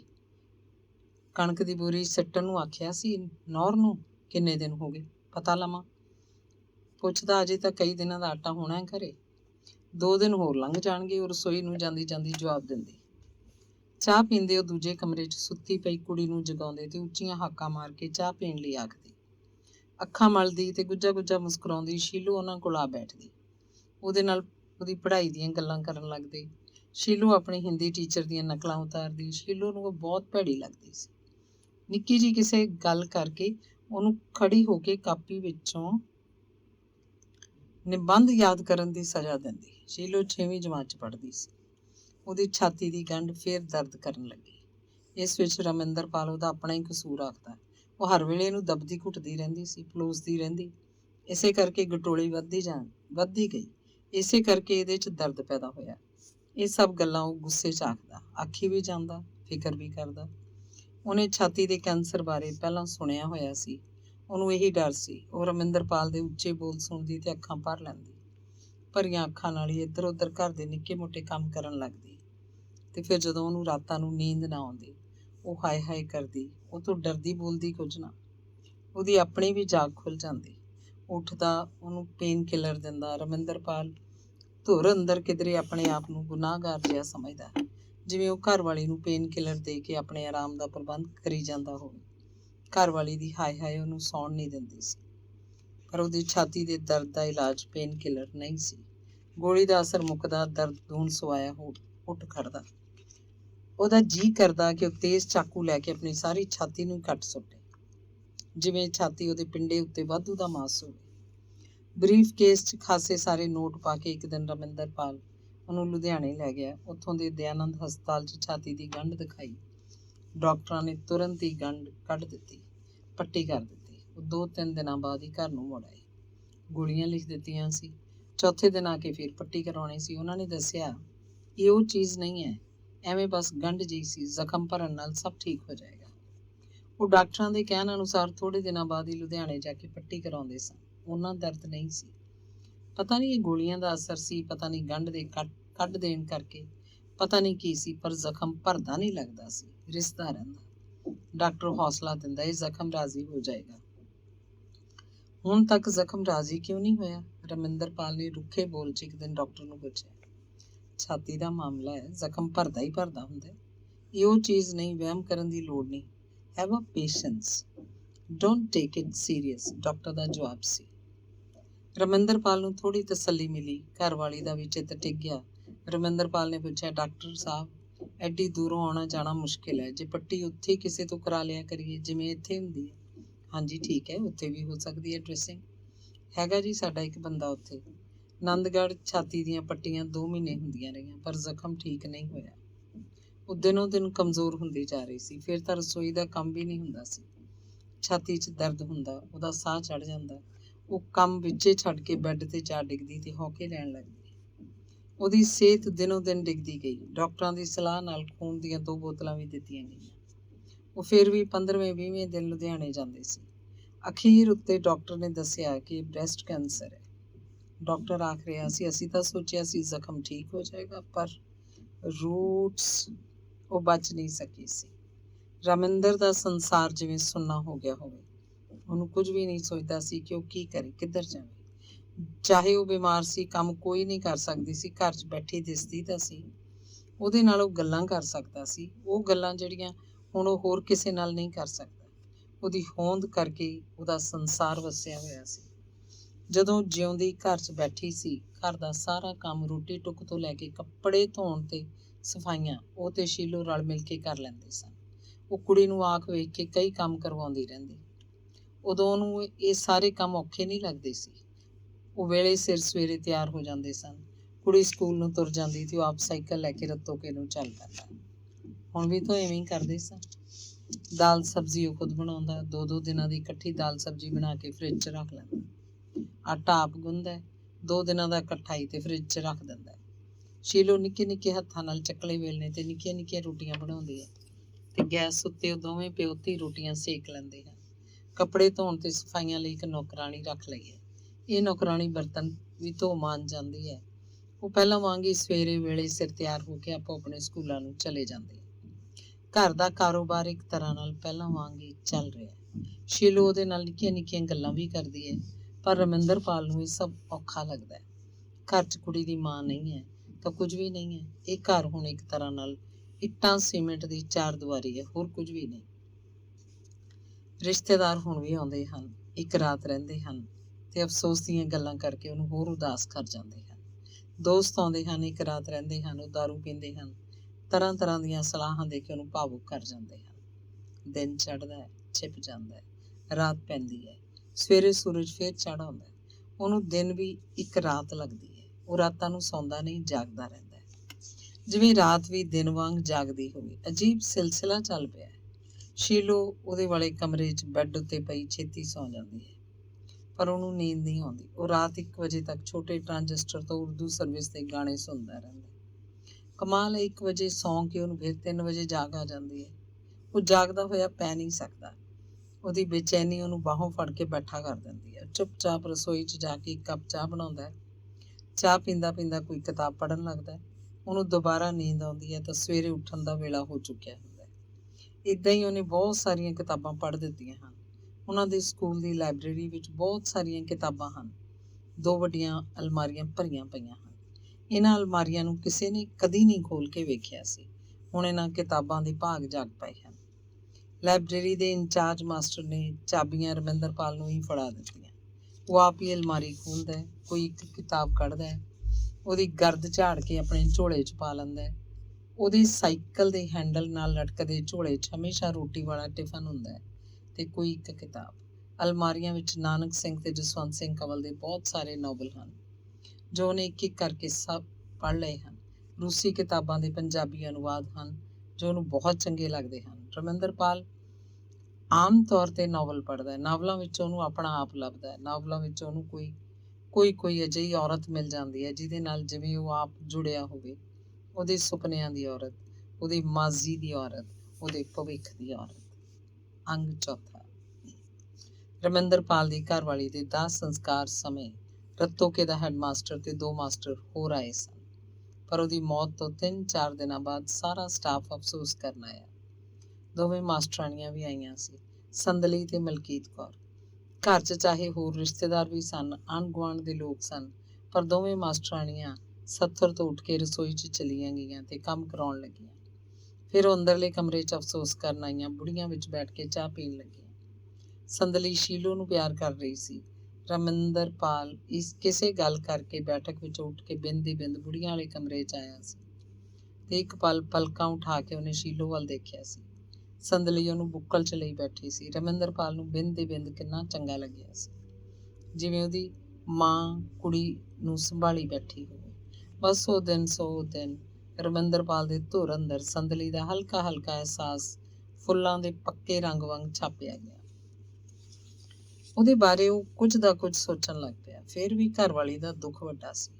ਸੱਥਰ ਉੱਤੇ ਆਇਆਂ ਗਿਆ ਦੀਆਂ ਗੱਲਾਂ ਘਰਵਾਲੀ ਦੇ ਦੁੱਖ ਨੂੰ ਅੱਲੇ ਜ਼ਖਮਾਂ ਵਾਂਗ ਹਰਾ ਰੱਖਦੀਆਂ। ਉਹਨਾਂ ਦੀਆਂ ਗੱਲਾਂ ਇੱਕ ਤਰ੍ਹਾਂ ਨਾਲ ਉਹਦੇ ਦੁੱਖ ਨੂੰ ਭੁਲਾਈ ਵੀ ਰੱਖਦੀਆਂ। ਸਾਰੇ ਦਿਨ ਦੀਆਂ ਗੱਲਾਂ ਉਹਨੂੰ ਆਪ ਤਾਂ ਸੋਚਣ ਦਾ ਮੌਕਾ ਹੀ ਨਹੀਂ ਦਿੰਦੀਆਂ ਸੀ। ਉਹਨੂੰ ਰਾਤ ਨੂੰ ਰੱਜਵੀਂ ਨੀਂਦ ਆਉਂਦੀ। ਜਿਉਂਦੀ ਤਾਂ ਉਹ ਛਾਤੀ ਦੇ ਦਰਦ ਨਾਲ ਨਾਪ ਸੌਂਦੀ ਸੀ, ਨਾ ਉਹਨੂੰ ਸੌਣ ਦਿੰਦੀ ਸੀ। ਹੁਣ ਉਹ ਸੋਚਦਾ, ਕੈਂਸਰ ਕਰਕੇ ਇੱਕ ਦਿਨ ਤਾਂ ਉਹਨੇ ਮਰਨਾ ਹੀ ਸੀ। ਕੈਂਸਰ ਦਾ ਕੋਈ ਇਲਾਜ ਨਹੀਂ ਸੀ, ਐਵੇਂ ਬਸ ਔੜ ਪੌੜ ਜਿਹਾ ਸੀ ਤੇ ਫਿਰ ਮਰ ਕੇ ਜਿਵੇਂ ਉਹ ਸੁਖਾਲੀ ਹੋ ਗਈ ਹੋਵੇ, ਉਹਨੂੰ ਵੀ ਸੁਖਾਲਾ ਕਰ ਗਈ ਹੋਵੇ। ਭੋਗ ਪੈਣ ਬਾਅਦ ਸਭ ਕੁਝ ਸੁੰਨਾ ਸੁੰਨਾ ਲੱਗਣ ਲੱਗਿਆ ਸੀ। ਰਿਸ਼ਤੇਦਾਰ ਚਲੇ ਗਏ ਸਨ। ਕਿੰਨਾ ਕੁ ਚਿਰ ਕੋਈ ਵਕਤ ਕਟਵਾ ਸਕਦਾ ਸੀ। ਘਰ 'ਚ ਹੁਣ ਬਸ ਉਹੀ ਸੀ ਜਾਂ ਉਹਦੀ ਕੁੜੀ ਸ਼ੀਲੋ। ਘਰ ਵਾਲੀ ਨਹੀਂ ਸੀ ਤਾਂ ਕੁਝ ਵੀ ਨਹੀਂ ਸੀ। ਘਰ ਜਿਵੇਂ ਉਜਾੜ ਬੀਆਬਾਨ ਪਿਆ ਹੋਵੇ। ਭੋਗ ਤੋਂ ਦੂਜੇ ਤੀਜੇ ਦਿਨ ਹੀ ਉਹ ਸਕੂਲ ਜਾਣ ਲੱਗਿਆ। ਸ਼ੀਲੋ ਵੀ ਸਕੂਲ ਜਾਂਦੀ। ਰੱਤੋਕੇ ਸਕੂਲ ਵਿੱਚ ਤਾਂ ਉਹਦਾ ਵਕਤ ਚੰਗਾ ਨਿਕਲ ਜਾਂਦਾ। ਪੀਰੀਅਡ ਲੱਗਦੇ ਰਹਿੰਦੇ। ਵਿਹਲੇ ਪੀਰੀਅਡਾਂ 'ਚ ਉਹ ਸਾਥੀ ਅਧਿਆਪਕਾਂ ਨਾਲ ਗੱਲਾਂ ਮਾਰਦਾ ਸੀ, ਪਰ ਸਾਰੀ ਛੁੱਟੀ ਬਾਅਦ ਜਦੋਂ ਬਾਕੀ ਅਧਿਆਪਕ ਸਕੂਲੋਂ ਬਾਹਰ ਹੋ ਜਾਂਦੇ ਤਾਂ ਉਹਨੂੰ ਲੱਗਦਾ ਜਿਵੇਂ ਸਕੂਲ ਉੱਜੜ ਗਿਆ ਹੋਵੇ, ਜਿਵੇਂ ਪਿੰਜਰੇ 'ਚੋਂ ਸਾਰੇ ਪੰਛੀ ਕਿਧਰੇ ਉਡਾਰੀ ਮਾਰ ਗਏ ਹੋਣ। ਉਹ ਕਿੰਨਾ ਇਕੱਲਾ ਰਹਿ ਜਾਂਦਾ। ਉਹ ਹੌਲੀ ਹੌਲੀ ਆਪਣਾ ਸਾਈਕਲ ਚੁੱਕਦਾ, ਉਹਤੇ ਦੋਵੇਂ ਪਹੀਆਂ ਦੀ ਹਵਾ ਟੋਹ ਕੇ ਦੇਖਦਾ ਤੇ ਹੌਲੀ ਹੌਲੀ ਪੈਦਲ ਹੀ ਸਾਈਕਲ ਦੇ ਨਾਲ ਤੁਰਿਆ ਜਾਂਦਾ। ਸਕੂਲ ਤੋਂ ਇੱਕ ਸਿੱਧਾ ਰਾਹ ਸੜਕ ਤੱਕ ਜਾਂਦਾ ਸੀ। ਰੇਲਵੇ ਸਟੇਸ਼ਨ ਤੋਂ ਇੱਕ ਰਾਹ ਸੜਕ ਤੱਕ ਸੀ। ਭਗਵਾਨਪੁਰੇ ਨੂੰ ਜਾਣ ਵਾਲੇ ਅਧਿਆਪਕ ਸਟੇਸ਼ਨ ਵਾਲੇ ਰਾਹ ਪੈ ਕੇ ਬੱਸ ਸਟਾਪ ਤੱਕ ਜਾਂਦੇ, ਪਰ ਉਹ ਸਿੱਧੇ ਰਾਹ ਜਾ ਕੇ ਸੜਕ ਚੜ੍ਹਦਾ। ਸੜਕ ਤੱਕ ਪੈਦਲ ਹੀ ਤੁਰਿਆ ਜਾਂਦਾ। ਸਟੇਸ਼ਨ ਵਾਲੇ ਰਾਹ ਜਾਣ ਦੀ ਉਹਨੂੰ ਕੀ ਲੋੜ ਸੀ? ਨੰਦਗੜ੍ਹ ਨੂੰ ਸਿੱਧਾ ਰਾਹ ਹੀ ਠੀਕ ਸੀ। ਸਿੱਧਾ ਰਾਹ ਪੱਕੀ ਮਿੱਟੀ ਦਾ ਸੀ, ਸਾਈਕਲ ਚੱਲ ਸਕਦਾ ਸੀ, ਪਰ ਉਹ ਸੜਕ ਤੱਕ ਪਤਾ ਨਹੀਂ ਕਿਉਂ ਤੁਰ ਕੇ ਜਾਂਦਾ, ਜਿਵੇਂ ਉਹ ਨੰਦਗੜ੍ਹ ਨੂੰ ਜਾਣਾ ਹੀ ਨਾ ਚਾਹੁੰਦਾ ਹੋਵੇ, ਜਿਵੇਂ ਸਕੂਲ 'ਚੋਂ ਕੋਈ ਚੀਜ਼ ਭੁੱਲ ਆਇਆ ਹੋਵੇ। ਸੜਕ ਪੈ ਕੇ ਉਹਦਾ ਸਾਈਕਲ ਹੌਲੀ ਹੌਲੀ ਚੱਲਣ ਲੱਗਦਾ। ਨੰਦਗੜ੍ਹ ਤੱਕ ਸੜਕ ਦਾ ਰਾਹ ਥੋੜ੍ਹਾ ਹੀ ਸੀ, ਪਰ ਉਹ ਅੱਧਾ ਪੌਣਾ ਘੰਟਾ ਲਾ ਕੇ ਘਰ ਪਹੁੰਚਦਾ। ਨੰਦਗੜ੍ਹ ਨੂੰ ਵੀ ਸੜਕ ਤੋਂ ਦੋ ਰਾਹ ਸਨ। ਇੱਕ ਰਾਹ ਬੱਸ ਸਟਾਪ ਤੋਂ ਮੰਡੀ ਤੱਕ ਦਾ, ਤੇ ਇੱਕ ਰਾਹ ਬੱਸ ਸਟਾਪ ਤੋਂ ਪਹਿਲਾਂ ਹੀ ਖੇਤਾਂ ਵਿੱਚ ਦੀ ਨੰਦਗੜ੍ਹ ਦੇ ਰੇਲਵੇ ਸਟੇਸ਼ਨ ਤੱਕ ਜਾਂਦਾ। ਇਹ ਕੱਚਾ ਰਾਹ ਉਹਨੂੰ ਠੀਕ ਸੀ। ਇੱਧਰ ਦੀ ਤਾਂ ਉਹਦੀ 3 ਨੰਬਰ ਗਲੀ ਨੇੜੇ ਹੀ ਸੀ, ਪਰ ਉਹ ਕਦੇ ਕਦੇ ਬੱਸ ਸਟਾਪ ਤੱਕ ਆਪਣਾ ਸਾਈਕਲ ਲੈ ਜਾਂਦਾ ਤੇ ਫਿਰ ਬੱਸ ਸਟਾਪ ਉੱਤੇ ਬੇਮਤਲਬ ਜਿਹਾ ਖੜਾ ਰਹਿੰਦਾ। ਬਰਨਾਲੇ ਵੱਲੋਂ ਜਾਂ ਬਠਿੰਡੇ ਵੱਲੋਂ ਆਈ ਕਿਸੇ ਬੱਸ ਦੀਆਂ ਸਵਾਰੀਆਂ ਨੂੰ ਦੇਖਦਾ। ਸਵਾਰੀਆਂ ਬੱਸ ਚੜ੍ਹਦੀਆਂ ਸਨ, ਸਵਾਰੀਆਂ ਬੱਸੋਂ ਉਤਰਦੀਆਂ ਸਨ, ਜਿਵੇਂ ਉਹਦਾ ਕੋਈ ਆਪਣਾ ਬੱਸ ਚੜ੍ਹ ਕੇ ਕਿਧਰੇ ਜਾ ਰਿਹਾ ਹੋਵੇ, ਜਿਵੇਂ ਉਹਦਾ ਕੋਈ ਆਪਣਾ ਬੱਸੋਂ ਉਤਰਿਆ ਹੋਵੇ। ਪਰ ਅਜਿਹਾ ਕੋਈ ਨਹੀਂ ਹੁੰਦਾ ਸੀ। ਨਾ ਉਹਦਾ ਕੋਈ ਕਿੱਧਰੋਂ ਜਾ ਰਿਹਾ ਸੀ, ਨਾ ਉਹਦਾ ਕੋਈ ਕਿੱਧਰੋਂ ਆ ਰਿਹਾ ਸੀ। ਜਿਵੇਂ ਉਹ ਖੁਦ ਹੀ ਕਿੱਧਰੋਂ ਆਇਆ ਹੋਵੇ, ਜਿਵੇਂ ਉਹ ਖੁਦ ਹੀ ਕਿਧਰੇ ਜਾ ਰਿਹਾ ਹੋਵੇ। ਬਸ ਉਹ ਐਵੇਂ ਵਕਤ ਜੇ ਲੰਘਾ ਕੇ ਮੰਡੀ ਦੀ ਸੜਕ ਪੈ ਜਾਂਦਾ। ਸਾਰੀ ਮੰਡੀ ਨੂੰ ਪਾਰ ਕਰਕੇ ਗਲੀ ਦੇ ਮੋੜ ਤੱਕ ਪਹੁੰਚਦਾ। ਗਲੀ ਦੇ ਮੋੜ ਤੋਂ ਉਹਦੇ ਆਪਣੇ ਘਰ ਤੱਕ 2 ਮਿੰਟ ਦਾ ਰਾਹ ਉਹਨੂੰ ਪਹਾੜ ਬਣ ਜਾਂਦਾ। ਘਰਾਂ ਦੇ ਬਾਹਰ ਅੱਗੇ ਬੈਠੀਆਂ ਔਰਤਾਂ ਉਹਦੇ ਵੱਲ ਝਾਕਣ ਲੱਗਦੀਆਂ। ਉਹਨੂੰ ਖਿੱਚ ਚੜ੍ਹਦੀ। ਕੀ ਦੇਖਦੀਆਂ ਨੇ ਉਹਦੇ ਵੱਲ? ਕੀ ਉਹਨਾਂ ਨੇ ਪਹਿਲਾਂ ਕਦੇ ਮੈਨੂੰ ਵੇਖਿਆ ਨਹੀਂ? ਇੰਝ ਦੇਖਦੀਆਂ ਨੇ ਜਿਵੇਂ ਮੈਂ ਪਹਿਲੀ ਵਾਰ ਇਸ ਗਲੀ 'ਚ ਵੜਿਆ ਹੋਵਾਂ, ਕੋਈ ਓਪਰਾ ਆਦਮੀ ਹੋਵਾਂ। ਉਹ ਸੋਚਦਾ ਹੈ, ਮੇਰੇ ਵੱਲ ਬੁਝੀਆਂ ਅੱਖਾਂ ਨਾਲ ਕਿਉਂ ਝਾਕਦੀਆਂ? ਕੀ ਮੇਰੇ ਉੱਤੇ ਤਰਸ ਕਰ ਰਹੀਆਂ? ਸੋਚਦੀਆਂ ਹੋਣਗੀਆਂ, ਲੈ ਵਿਚਾਰੇ ਦੀ ਤੀਵੀਂ। ਮਕਾਨ ਦੀਆਂ 2 ਚਾਬੀਆਂ ਸਨ। ਜਦੋਂ ਹੀ ਅੰਦਰ ਵੜਦਾ, ਸ਼ੀਲਾ ਹੋਮਵਰਕ ਕਰ ਰਹੀ ਹੁੰਦੀ। ਪਾਪਾ ਆਏ ਤੋਂ ਚਾਹ ਬਣਾਉਂਦੀ। ਚਾਹ ਨਾਲੇ ਉਹ ਕੁਝ ਮਿੱਠਾ ਸਲੂਣਾ ਖਾ ਲੈਂਦੇ। ਸ਼ੀਲੋ ਸਕੂਲ ਦੀਆਂ ਗੱਲਾਂ ਕਰਦੀ। ਉਹ ਸੁਣੀ ਜਾਂਦਾ, ਹੁੰਗਾਰਾ ਭਰਦਾ, ਪਰ ਉਹਦਾ ਸਿਰ ਦੁਖ ਰਿਹਾ ਹੁੰਦਾ। ਘਰ ਅੰਦਰ ਵੜਦੀ ਇਸ ਸਿਰ ਦਰਦ ਉਹਨੂੰ ਸ਼ੁਰੂ ਹੋ ਜਾਂਦਾ ਸੀ। ਉਹ ਚਾਹ ਪੀਣ ਬਾਅਦ ਬੈੱਡ ਉੱਤੇ ਪੈ ਜਾਂਦਾ ਤੇ ਸੌਣ ਦੀ ਕੋਸ਼ਿਸ਼ ਕਰਦਾ। ਸ਼ੀਲੋ ਸਕੂਲ ਦਾ ਕੰਮ ਕਰ ਰਹੀ ਹੁੰਦੀ। ਉਹ ਅੱਖ ਲਾ ਲੈਂਦੀ। ਰਾਤ ਨੂੰ ਰੋਟੀ ਟੁੱਕ ਖਾ ਕੇ ਉਹ ਦੋਵੇਂ ਰਸੋਈ ਦੇ ਬਰਤਨ ਸਾਫ਼ ਕਰਦੇ। ਅੱਧਾ ਦੁੱਧ ਦਾ ਗਲਾਸ ਲੈ ਕੇ ਕਮਰੇ ਅੰਦਰ ਆ ਬੈਠਦੇ ਤੇ ਟੈਲੀਵਿਜ਼ਨ ਵੇਖਣ ਲੱਗਦੇ। ਦਿਖਾਏ ਜਾ ਰਹੇ ਪ੍ਰੋਗਰਾਮਾਂ 'ਚ ਕਿਸੇ ਔਰਤ ਦੀ ਸ਼ਕਲ ਉਹਨੂੰ ਜਾਣੀ ਪਛਾਣੀ ਲੱਗਦੀ। ਉਹ ਵਿਹੜੇ ਦੀ ਬੱਤੀ ਜਗਾ ਕੇ ਬਾਹਰ ਆਉਂਦਾ ਤਾਂ ਵਿਹੜੇ ਦੇ ਫਰਸ਼ ਉੱਤੇ ਨੀਵੇਂ ਥਾਂ ਖੜੇ ਪਾਣੀ ਦੀ ਸ਼ਕਲ ਕਿਸੇ ਔਰਤ ਦੀ ਬਣ ਜਾਂਦੀ। ਉਹ ਇਸ ਸ਼ਕਲ ਨੂੰ ਪਛਾਣਨ ਦੀ ਕੋਸ਼ਿਸ਼ ਕਰਦਾ। ਬਾਥਰੂਮ ਜਾ ਕੇ ਉਹ ਕਮਰੇ 'ਚ ਆਉਂਦਾ ਤਾਂ ਟੈਲੀਵਿਜ਼ਨ ਦਾ ਕੋਈ ਵੀ ਪ੍ਰੋਗਰਾਮ ਉਹਨੂੰ ਚੰਗਾ ਨਾ ਲੱਗਦਾ। ਸ਼ੀਲੋ ਹੀ ਰਿਮੋਟ ਨਾਲ ਬਦਲਦੀ ਤੇ ਕੁਝ ਪਲ ਇੱਕ ਪ੍ਰੋਗਰਾਮ ਦੇਖ ਕੇ ਦੂਜਾ ਕੋਈ ਸ਼ੁਰੂ ਕਰ ਲੈਂਦੀ। ਉਹ ਬੈੱਡ ਉੱਤੇ ਪਿਆ ਕੰਧਾਂ ਵੱਲ ਬੇਮਤਲਬ ਜਿਹਾ ਝਾਕਣ ਲੱਗਦਾ। ਕੰਧਾਂ ਉੱਤੇ ਪਰਛਾਵੇਂ ਜਿਹੇ ਤੈਰਨ ਲੱਗਦੇ। ਛੱਤ ਦੀ ਸਫੈਦੀ ਵਿੱਚੋਂ ਕਾਲੇ ਘਸਮੈਲੇ ਆਕਾਰ ਉੱਭਰ ਆਉਂਦੇ ਤੇ ਔਰਤਾਂ ਦੀਆਂ ਸ਼ਕਲਾਂ ਬਣਨ ਲੱਗਦੀਆਂ। ਉਹ ਇਹਨਾਂ ਔਰਤ ਆਕਾਰਾਂ ਨੂੰ ਪਛਾਣਨ ਦੀ ਕੋਸ਼ਿਸ਼ ਕਰਦਾ। ਉਹਨੂੰ ਆਪਣੀ ਘਰਵਾਲੀ ਦਾ ਕੋਈ ਚਿਹਰਾ ਕਿਉਂ ਨਹੀਂ ਦਿਸਦਾ? ਹੋਰ ਕਿਸੇ ਔਰਤ ਦਾ ਚਿਹਰਾ ਕਿਉਂ ਦਿਸਣ ਲੱਗ ਜਾਂਦਾ? ਅੰਗ 5ਵਾਂ। ਇੱਥੇ ਸਕੂਲ 'ਚ ਤਾਂ ਗੱਲ ਨਹੀਂ ਹੁੰਦੀ ਸਵਾਰ ਕੇ, ਤੂੰ ਮੈਨੂੰ ਲੈਟਰ ਲਿਖਿਆ ਕਰ, ਇੱਕ ਦਿਨ ਰਮਿੰਦਰਪਾਲ ਨੇ ਉਹਨੂੰ ਆਖਿਆ। ਨਹੀਂ, ਮੈਂ ਤੁਹਾਨੂੰ ਚਿੱਠੀ ਨਹੀਂ ਲਿਖ ਸਕਦੀ। ਕਿਉਂ? ਕਿਸੇ ਵੇਲੇ ਉਹਦਾ ਗਲਤ ਯੂਜ਼ ਹੋ ਸਕਦਾ। ਬਸ ਇੱਥੇ ਹੀ ਕਰ ਲਿਆ ਕਰੋ ਗੱਲ ਜਿਹੜੀ ਕਰਨੀ ਹੁੰਦੀ ਹੈ। ਨਹੀਂ, ਮੈਂ ਅਜਿਹਾ ਨਹੀਂ ਕਰ ਸਕਦਾ। ਮੈਂ ਗਲਤ ਯੂਜ਼ ਕਿਉਂ ਕਰੂੰਗਾ ਤੇਰੇ ਲੈਟਰ ਦਾ? ਪੜ੍ਹ ਕੇ ਅਗਲੇ ਦਿਨ ਤੈਨੂੰ ਹੀ ਮੋੜ ਦਿਆ ਕਰੂੰ। ਪ੍ਰੋਮਿਸ? ਹਾਂ, ਵਾਅਦਾ ਰਿਹਾ। ਸਕੂਲ ਆ ਕੇ ਉਹ ਤੁਰਦੇ ਫਿਰਦੇ ਹੀ ਕੋਈ ਮਾੜੀ ਮੋਟੀ ਗੱਲ ਕਰ ਸਕਦੇ ਸਨ। ਕਦੇ ਕਦੇ ਤਾਂ ਗੱਲ ਅੱਧ ਵਿਚਕਾਰ ਹੀ ਰਹਿ ਜਾਂਦੀ। ਪੀਰੀਅਡ ਬਦਲਣ ਵੇਲੇ ਉਹਨਾਂ ਨੂੰ ਮੌਕਾ ਲੱਗਦਾ ਸੀ। ਰਮਿੰਦਰਪਾਲ ਨਿਗਾਹ ਰੱਖਦਾ ਕਿ ਸੰਦਲੀ ਦਾ ਪੀਰੀਅਡ ਕਿੱਥੇ ਹੈ। ਸੰਦਲੀ ਨੂੰ ਵੀ ਪਤਾ ਹੁੰਦਾ ਕਿ ਉਹ ਕਿਹੜੀ ਜਮਾਤ 'ਚ ਬੈਠਾ ਹੈ। ਪੀਰੀਅਡ ਖਤਮ ਹੋਣ ਦੀ ਘੰਟੀ ਵੱਜਦੀ ਤਾਂ ਵਾਰਡ ਦੇ ਝਾਫੇ ਵਾਂਗ ਇੱਕ ਦੂਜੇ ਨੂੰ ਆ ਟੱਕਰਦੇ। ਛੇਤੀ ਕੋਈ ਗੱਲ ਕਰਦੇ। ਧੁੜਕੂ ਵੀ ਹੁੰਦਾ ਕਿ ਕੋਈ ਦੂਜਾ ਮਾਸਟਰ ਉਹਨਾਂ ਨੂੰ ਦੇਖਦਾ ਨਾ ਹੋਵੇ। ਮੁੰਡਿਆਂ ਕੁੜੀਆਂ ਦੀ ਉਹਨਾਂ ਨੂੰ ਕੋਈ ਪਰਵਾਹ ਨਹੀਂ ਸੀ। ਵਿਦਿਆਰਥੀਆਂ ਨੂੰ ਕੀ ਸੀ ਕਿ ਉਹ ਕੀ ਗੱਲ ਕਰਦੇ ਹਨ। ਮਾਸਟਰ ਮਾਸਟਰਾਣੀਆਂ ਦੀ ਗੱਲ ਤਾਂ ਉਹਨਾਂ ਲਈ ਆਮ ਸੀ। ਫਿਰ ਵੀ ਰਮਿੰਦਰਪਾਲ ਦਾ ਢਿੱਡ ਨਾ ਭਰਦਾ। ਉਹ ਖੁੱਲ੍ਹ ਕੇ ਸੰਦਲੀ ਨਾਲ ਗੱਲਾਂ ਕਰਨੀਆਂ ਚਾਹੁੰਦਾ। ਸਕੂਲ 'ਚ ਅਜਿਹਾ ਕਦੇ ਵੀ ਸੰਭਵ ਨਹੀਂ ਸੀ। ਗੱਲ ਕਰਕੇ ਵੀ ਉਹਨੂੰ ਲੱਗਦਾ ਜਿਵੇਂ ਕੋਈ ਗੱਲ ਹੋਈ ਨਹੀਂ। ਉਹ ਆਨੰਦਗੜ੍ਹੋਂ ਸਾਈਕਲ 'ਤੇ ਆਉਂਦਾ, ਸਾਰੇ ਰਾਹ ਸੋਚਦਾ ਆ ਰਿਹਾ ਹੁੰਦਾ ਕਿ ਅੱਜ ਸੰਦਲੀ ਨੂੰ ਆਹ ਗੱਲ ਪੁੱਛੇਗਾ, ਉਹਨੂੰ ਆਹ ਕਹੇਗਾ, ਪਰ ਸਕੂਲ ਆ ਕੇ ਸਭ ਭੁੱਲ ਜਾਂਦਾ। ਤੇ ਜਦੋਂ ਹੀ ਸੰਦਲੀ ਉਹਨੂੰ ਮਿਲਦੀ, ਗੱਲ ਕਿਤੋਂ ਹੋਰ ਹੀ ਸ਼ੁਰੂ ਹੋ ਜਾਂਦੀ ਤੇ ਫਿਰ ਗੱਲ ਕਿਸੇ ਹੋਰ ਪਾਸੇ ਤੁਰ ਪੈਂਦੀ। ਉਹਦੇ ਲਈ ਸੰਦਲੀ ਨਾਲ ਬੋਲ ਸਾਂਝੇ ਕਰਨੇ ਹੀ ਉਹਦਾ ਹਾਸਲ ਹੋ ਨਿਬੜਦਾ। ਖਤਾਂ ਦਾ ਸਿਲਸਿਲਾ ਬਹੁਤ ਵੱਧ ਗਿਆ। ਰਮਿੰਦਰਪਾਲ ਘਰੋਂ ਲੰਮਾ ਸਾਰਾ ਖਤ ਲਿਖ ਕੇ ਲਿਆਉਂਦਾ ਤੇ ਇੱਕ ਲਿਫਾਫੇ 'ਚ ਪਾ ਕੇ ਗੂੰਦ ਨਾਲ ਬੰਦ ਕਰ ਦਿੰਦਾ। ਜਦੋਂ ਵੀ ਮੌਕਾ ਮਿਲਦਾ ਉਹ ਇਹ ਲਿਫਾਫਾ ਸੰਦਲੀ ਨੂੰ ਚੁੱਪ ਕਰਕੇ ਫੜਾ ਦਿੰਦਾ। ਉਹ ਝਾਟੇ ਨੂੰ ਆਪਣੀ ਅੰਗੀ ਵਿੱਚ ਸਾਂਭ ਲੈਂਦੀ। ਉਹਦੀ ਬਰਾ ਕਿਹੜੀ ਛੋਟੀ ਸੀ, ਉਹਦੀ ਛਾਤੀ ਜਿੰਨੀ ਚੌੜੀ ਸੀ। ਉਹ ਤਾਂ ਆਪਣਾ ਛੋਟਾ ਪਰਸ ਵੀ ਬਰਾ 'ਚ ਹੀ ਰੱਖਦੀ ਸੀ। ਇੱਕ ਪਾਸੇ ਪਰਸ, ਇੱਕ ਪਾਸੇ ਲਿਫਾਫਾ, ਕੋਈ ਪਤਾ ਨਹੀਂ ਲੱਗਦਾ ਸੀ ਕਿਸੇ ਨੂੰ। ਲਿਫਾਫਾ ਲੈ ਕੇ ਉਹਨੂੰ ਚੈਨ ਕਿੱਥੇ। ਉਹ ਪਾਸਾ ਜਿਹਾ ਤਕਾ ਕੇ ਬਾਥਰੂਮ ਜਾਂਦੀ ਤੇ ਅੰਦਰੋਂ ਚਿਟਕਣੀ ਲਾ ਕੇ ਬਾਥਰੂਮ 'ਚ ਹੀ ਲੈਟਰ ਪੜ੍ਹ ਆਉਂਦੀ। ਲੈਟਰ ਪੜ੍ਹ ਕੇ ਉਹਦੇ ਦਿਮਾਗ 'ਚ ਕਿੰਨੇ ਸਾਰੇ ਸਵਾਲ ਘੁੰਮਣ ਲੱਗ ਜਾਂਦੇ। ਉਹਨੂੰ ਕਦੇ ਤਰਸ ਆਉਂਦਾ, ਕਦੇ ਗੁੱਸਾ। ਉਹਨੂੰ ਆਪਣਾ ਵਜੂਦ ਬਿਖਰਿਆ ਬਿਖਰਿਆ ਲੱਗਦਾ। ਉਹਦੀਆਂ ਨਿਗਾਹਾਂ ਇੱਧਰ ਉੱਧਰ ਕਿਧਰੇ ਤੁਰੇ ਫਿਰਦੇ ਰਮਿੰਦਰਪਾਲ ਨੂੰ ਭਾਲਣ ਲੱਗਦੀਆਂ। ਉਹ ਸਾਹਮਣੇ ਹੁੰਦਾ ਤਾਂ ਉਹਨੂੰ ਹੋਰੂ ਲੱਗਦਾ। ਅੱਖਾਂ 'ਚ ਹਸਰਤ ਜੀ ਭਰ ਕੇ ਉਹਦੇ ਵੱਲ ਝਾਕਦਾ ਤੇ ਮੁਸਕਰਾ ਪੈਂਦੀ। ਉਹ ਸਮਝ ਜਾਂਦਾ ਕਿ ਸੰਦਲੀ ਨੇ ਚਿੱਠੀ ਪੜ੍ਹ ਲਈ ਹੈ। ਰਮਿੰਦਰਪਾਲ ਦੀ ਚਿੱਠੀ ਦੇ ਜਵਾਬ 'ਚ ਉਹ ਘਰੋਂ ਹੀ ਚਿੱਠੀ ਲਿਖ ਕੇ ਲਿਆਉਂਦੀ। ਸੰਦਲੀ ਦੀ ਚਿੱਠੀ ਕੋਈ ਬਹੁਤੀ ਲੰਮੀ ਨਹੀਂ ਹੁੰਦੀ ਸੀ, ਬਸ ਇੱਕੋ ਵਾਰ ਲਿਖੀ ਹੁੰਦੀ, ਧੂਮੀ ਲਿਖਾਈ 'ਚ। ਕੋਈ ਫਿਕਰਾ ਅੰਗਰੇਜ਼ੀ 'ਚ ਲਿਖਿਆ ਹੁੰਦਾ। ਉਹ ਚਿੱਠੀ ਨੂੰ ਲਿਫਾਫੇ 'ਚ ਨਹੀਂ ਪਾਉਂਦੀ ਸੀ। ਇੱਕ ਕਾਗਜ਼ ਹੁੰਦਾ ਜਾਂ ਵੱਧ ਤੋਂ ਵੱਧ 2 ਫੁੱਲ ਸਕੇਪ ਕਾਗਜ਼ ਤੈਅ ਮਾਰਦੀ ਬਰਾਚ ਦੇ ਲੈਂਦੀ। ਸਕੂਲ ਆ ਕੇ ਟੁੱਕ ਦੀ ਬੁਰਕੀ ਵਾਂਗ ਇਹ ਕਾਗਜ਼ ਰਮਿੰਦਰਪਾਲ ਨੂੰ ਫੜਾ ਦਿੰਦੀ। ਉਹ ਸੰਦਲੀ ਦੀ ਚਿੱਠੀ ਨੂੰ ਅਨੇਕਾਂ ਵਾਰ ਪੜ੍ਹਦਾ ਤੇ ਕਾਗਜ਼ਾਂ ਨੂੰ ਮੱਥੇ ਨਾਲ ਲਾ ਲੈਂਦਾ। ਕਦੇ ਜੰਮਦਾ, ਕਦੇ ਚੁੰਮਦਾ ਉਹਨਾਂ ਅੱਖਰਾਂ ਨੂੰ। ਉਹ ਕਿੰਨਾ ਪਿਆਰ ਕਰਦੀ ਸੀ, ਕਿੰਨਾ ਸੋਹਣਾ ਲਿਖਦੀ ਸੀ। ਉਹ ਤਾਂ ਜਿਵੇਂ ਉਸੇ ਦਾ ਸੀ, ਉਹਦੇ ਲਈ ਹੀ ਰੱਬ ਨੇ ਉਹਨੂੰ ਬਣਾਇਆ ਸੀ। ਇੱਕ ਨਸ਼ਾ ਜਿਹਾ ਉਹਦੇ ਸਾਰੇ ਵਜੂਦ ਨੂੰ ਇੱਧਰ ਉੱਧਰ ਘੁਮਾਈ ਰੱਖਦਾ। ਵਾਅਦੇ ਅਨੁਸਾਰ ਪਹਿਲੇ 2 ਖੱਤ ਉਹਨੇ ਸੰਦਲੀ ਨੂੰ ਉਵੇਂ ਦੇ ਉਵੇਂ ਮੋੜ ਦਿੱਤੇ ਸਨ। ਤੀਜੇ ਖੱਤ ਨੂੰ ਸੰਦਲੀ ਨੇ ਆਪ ਹੀ ਆਖ ਦਿੱਤਾ ਸੀ ਕਿ ਹੁਣ ਖੱਤ ਮੋੜਨ ਦੀ ਲੋੜ ਨਹੀਂ। ਮੈਨੂੰ ਵਿਸ਼ਵਾਸ ਹੈ ਕਿ ਤੁਸੀਂ ਇਹਨਾਂ ਖੱਤਾਂ ਨੂੰ ਸੰਭਾਲ ਕੇ ਨਹੀਂ ਰੱਖੋਗੇ। ਸੰਭਾਲ ਕੇ ਰੱਖਿਆ ਖੱਤ ਕਿਸੇ ਦੂਜੇ ਦੇ ਹੱਥ ਲੱਗ ਸਕਦਾ ਹੈ। ਪੜ੍ਹ ਕੇ ਪਾੜ ਦਿਆ ਕਰੋ। ਉਹ ਫਿਰ ਐਵੇਂ ਹੀ ਕਰਦਾ। ਨਵਾਂ ਖੱਤ ਮਿਲਣ ਤੱਕ ਪਹਿਲੇ ਖੱਤ ਨੂੰ ਘਰ 'ਚ ਹੀ ਕਿਧਰੇ ਸੰਭਾਲੀ ਰੱਖਦਾ, ਫਿਰ ਪਾੜ ਦਿੰਦਾ। ਸੰਦਲੀ ਦਾ ਖੱਤ ਪਾੜਨ ਵੇਲੇ ਉਹਨੂੰ ਦਰਦ ਤਾਂ ਬਹੁਤ ਹੁੰਦਾ, ਪਰ ਇਕਰਾਰ ਪੂਰਾ ਕਰਨ ਦਾ ਇੱਕ ਗੁਮਾਨ ਵੀ ਮਿਲਦਾ। ਰਮਿੰਦਰਪਾਲ ਇੱਕੋ ਵਾਰ ਖੱਤ ਨਹੀਂ ਲਿਖਦਾ ਸੀ। ਆਨੰਦਗੜ੍ਹ ਜਾ ਕੇ ਉਹਨੂੰ ਜਦੋਂ ਵੀ ਘਰ ਦੇ ਕੰਮਾਂ ਤੋਂ ਵਿਹਲ ਮਿਲਦੀ, ਉਹ ਸੰਦਲੀ ਦਾ ਖੱਤ ਮੁੜ ਕੇ ਪੜ੍ਹਦਾ, ਆਪਣਾ ਖੱਤ ਲਿਖਣ ਬੈਠ ਜਾਂਦਾ, ਆਪਣਾ ਦੁੱਖ ਦੱਸਦਾ। ਇਹ ਗੱਲ ਉਹਨੇ ਕਈ ਖੱਤਾਂ ਵਿੱਚ ਲਿਖੀ ਕਿ ਉਹਨੂੰ ਸੰਵਾਰ ਕੇ ਭੁੱਖ ਨਹੀਂ ਲੱਗਦੀ, ਰਾਤ ਨੂੰ ਗੂੜੀ ਨੀਂਦ ਨਹੀਂ ਆਉਂਦੀ, ਉਖੜੀ ਨੀਂਦ ਆਉਂਦੀ ਹੈ, ਅੱਖ ਲੱਗਦੀ ਹੈ, ਖੁੱਲ੍ਹ ਜਾਂਦੀ ਹੈ, ਮੈਨੂੰ ਤੇਰੇ ਹੀ ਸੁਪਨੇ ਆਉਂਦੇ ਨੇ, ਤੂੰ ਜਦੋਂ ਦਿਸ ਜਾਂਦੀ ਹੈ ਇੱਕ ਸੰਸਾਰ ਵਸ ਜਾਂਦਾ।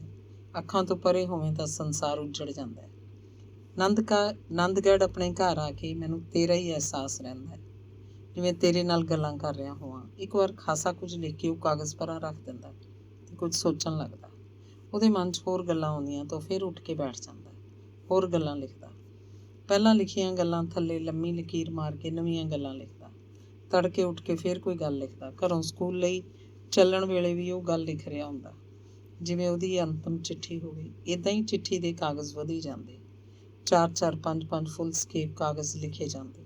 ਸੰਦਲੀ ਦੱਸਦੀ ਹੁੰਦੀ ਕਿ ਉਹ ਉਹਨਾਂ ਦੇ ਖੱਤ ਨੂੰ ਘਰ ਜਾ ਕੇ ਇੱਕ ਵਾਰ ਫੇਰ ਪੜ੍ਹਦੀ, ਫਿਰ ਪਾੜ ਕੇ ਰਸੋਈ ਦੀ ਡਸਟਬਿਨ 'ਚ ਸੁੱਟ ਦਿੰਦੀ। ਤੇ ਜੇ ਕੋਈ ਡਸਟਬਿਨ 'ਚੋਂ ਕੱਢ ਕੇ ਉਹਨਾਂ ਟੁਕੜਿਆਂ ਨੂੰ ਜੋੜ ਕੇ ਪੜ੍ਹ ਲਵੇ, ਫਿਰ ਗੰਦ ਵਿੱਚ ਕੌਣ ਹੱਥ ਮਾਰਦਾ ਹੈ ਜੀ, ਉਹ ਜਵਾਬ ਦਿੰਦੀ। ਐਤਵਾਰ ਦੀ ਛੁੱਟੀ ਰਮਿੰਦਰਪਾਲ ਨੂੰ ਜ਼ਹਿਰ ਲੱਗਦੀ। ਘਰ 'ਚ ਹੀ ਡੁੱਬ ਕੇ ਬੈਠੇ ਰਹਿਣਾ ਉਹਨੂੰ ਬੁਰਾ ਲੱਗਦਾ, ਪਰ ਐਤਵਾਰ ਨੂੰ ਘਰ ਬੈਠਾ ਵੀ ਉਹ ਸੰਦਲੀ ਨਾਲ ਗੱਲਾਂ ਕਰਦਾ, ਉਹ ਜਿਵੇਂ ਖੁਦ ਉਹਦੇ ਕੋਲ ਬੈਠੀ ਜਵਾਬ ਦੇ ਰਹੀ ਹੋਵੇ। ਐਤਵਾਰ ਨੂੰ ਲਿਖਿਆ ਉਹਦਾ ਖੱਤ ਖਾਸਾ ਲੰਮਾ ਹੋ ਜਾਂਦਾ, ਪਰ ਗਜ਼ਬ ਤਾਂ ਉਦੋਂ ਵਾਪਰਦਾ ਜਦੋਂ ਸਕੂਲ 'ਚ 3 ਜਾਂ 4 ਛੁੱਟੀਆਂ ਇਕੱਠੀਆਂ ਹੋ ਜਾਂਦੀਆਂ। ਇਸ ਲੰਮੇ ਸਮੇਂ ਦੌਰਾਨ ਉਹ ਸੰਦਲੀ ਦਾ ਮੂੰਹ ਦੇਖਣ ਨੂੰ ਤਰਸਦਾ। ਉਹ ਕਦ ਸਕੂਲ ਜਾਵੇ, ਕਦੋਂ ਉਹਨੂੰ ਦੇਖੇ। ਇਹਨਾਂ ਦਿਨਾਂ 'ਚ ਇੱਕ ਵਾਰ ਜ਼ਰੂਰ ਸੰਦਲੀ ਦੀ ਚਿੱਠੀ ਉਹਨੂੰ ਡਾਕ ਰਾਹੀਂ ਮਿਲਦੀ। ਸਿਆਪਾ ਇਹ ਵੀ ਸੀ ਕਿ ਇਹਨਾਂ ਛੁੱਟੀਆਂ ਵਿੱਚ ਕਦੇ ਕੋਈ ਛੁੱਟੀ ਡਾਕਖਾਨੇ ਨੂੰ ਵੀ ਹੁੰਦੀ। ਤੜਫ ਉੱਠਦਾ, ਡਾਕਖਾਨੇ ਵਾਲਿਆਂ ਨੂੰ ਗਾਲਾਂ ਕੱਢਦਾ। ਉਹਨੂੰ ਪੁਰਾਣਾ ਸਮਾਂ ਯਾਦ ਆਉਂਦਾ ਜਦੋਂ ਆਜ਼ਾਦੀ ਤੋਂ ਪਹਿਲਾਂ ਤੇ ਆਜ਼ਾਦੀ ਤੋਂ ਕੁਝ ਸਾਲ ਬਾਅਦ ਤੱਕ ਵੀ ਡਾਕਖਾਨੇ ਨੂੰ ਕੋਈ ਛੁੱਟੀ ਨਹੀਂ ਹੁੰਦੀ ਸੀ। ਐਤਵਾਰ ਨੂੰ ਵੀ ਡਾਕ ਆਉਂਦੀ, ਉਹ ਤੋਂ ਸਬਰ ਨਹੀਂ ਹੁੰਦਾ ਸੀ। ਡਾਕੀਆ ਤਾਂ 11-12 ਵਜੇ ਮਸਾਂ ਕਿਤੇ ਗਲੀ ਨੰਬਰ 3 'ਚ ਆਉਂਦਾ ਸੀ। ਜਦੋਂ ਕਿ ਡਾਕਖਾਨੇ 'ਚ ਚਿੱਠੀਆਂ 9-10 ਵਜੇ ਛਾਂਟ ਲਈਆਂ ਜਾਂਦੀਆਂ ਸੀ। ਪੱਕੇ ਰੰਗ ਦਾ ਸੁੱਕੜ ਜਿਹਾ ਡਾਕੀਆ ਉਹਨੂੰ ਬੁਰਾ ਲੱਗਦਾ। ਉਹ ਮਨ 'ਚ ਉਹਨੂੰ ਬੁਰਾ ਭਲਾ ਆਖਦਾ, ਸਾਲਾ ਪਤਾ ਨਹੀਂ ਕਿੱਥੇ ਖੜਾ ਬੀੜੀ ਫੂਕੀ ਜਾਂਦਾ ਹੋਊ, ਬਈ ਤੂੰ ਪਹਿਲਾਂ ਡਾਕ ਵੰਡ ਫਿਰ ਘਰੀ ਜਾਈਂ ਜੋ ਕਰਨਾ। ਪਰ ਕਦੇ ਕਦੇ ਇੰਜ ਵੀ ਹੁੰਦਾ ਕਿ ਰਮਿੰਦਰਪਾਲ ਆਪ ਡਾਕਖਾਨੇ ਜਾਣ ਦੀ ਤਿਆਰੀ ਕਰ ਰਿਹਾ ਹੁੰਦਾ। ਡਾਕੀਆ ਉਹਨੂੰ ਗਲੀ 'ਚ ਹੀ ਉਹਦੀ ਚਿੱਠੀ ਲਿਆ ਫੜਾਉਂਦਾ।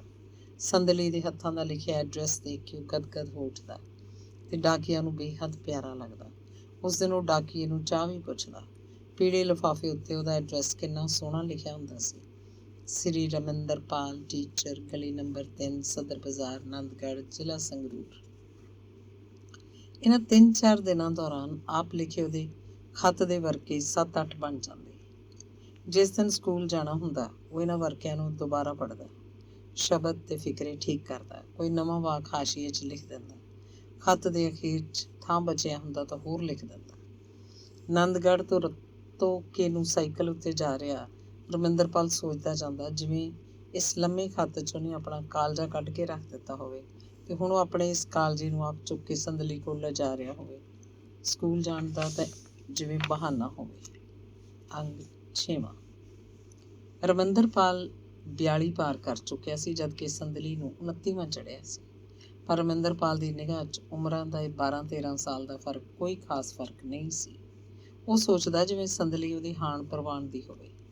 ਉਹਨੂੰ ਇਹ ਵੀ ਤਸੱਲੀ ਹੁੰਦੀ ਕਿ ਅੱਜ ਕੱਲ੍ਹ ਵਿਆਹ ਵੇਲੇ ਲੋਕ ਕੁੜੀ ਲਈ 4-5 ਸਾਲ ਵੱਡੀ ਉਮਰ ਦਾ ਮੁੰਡਾ ਹੀ ਲੱਭਦੇ ਹਨ।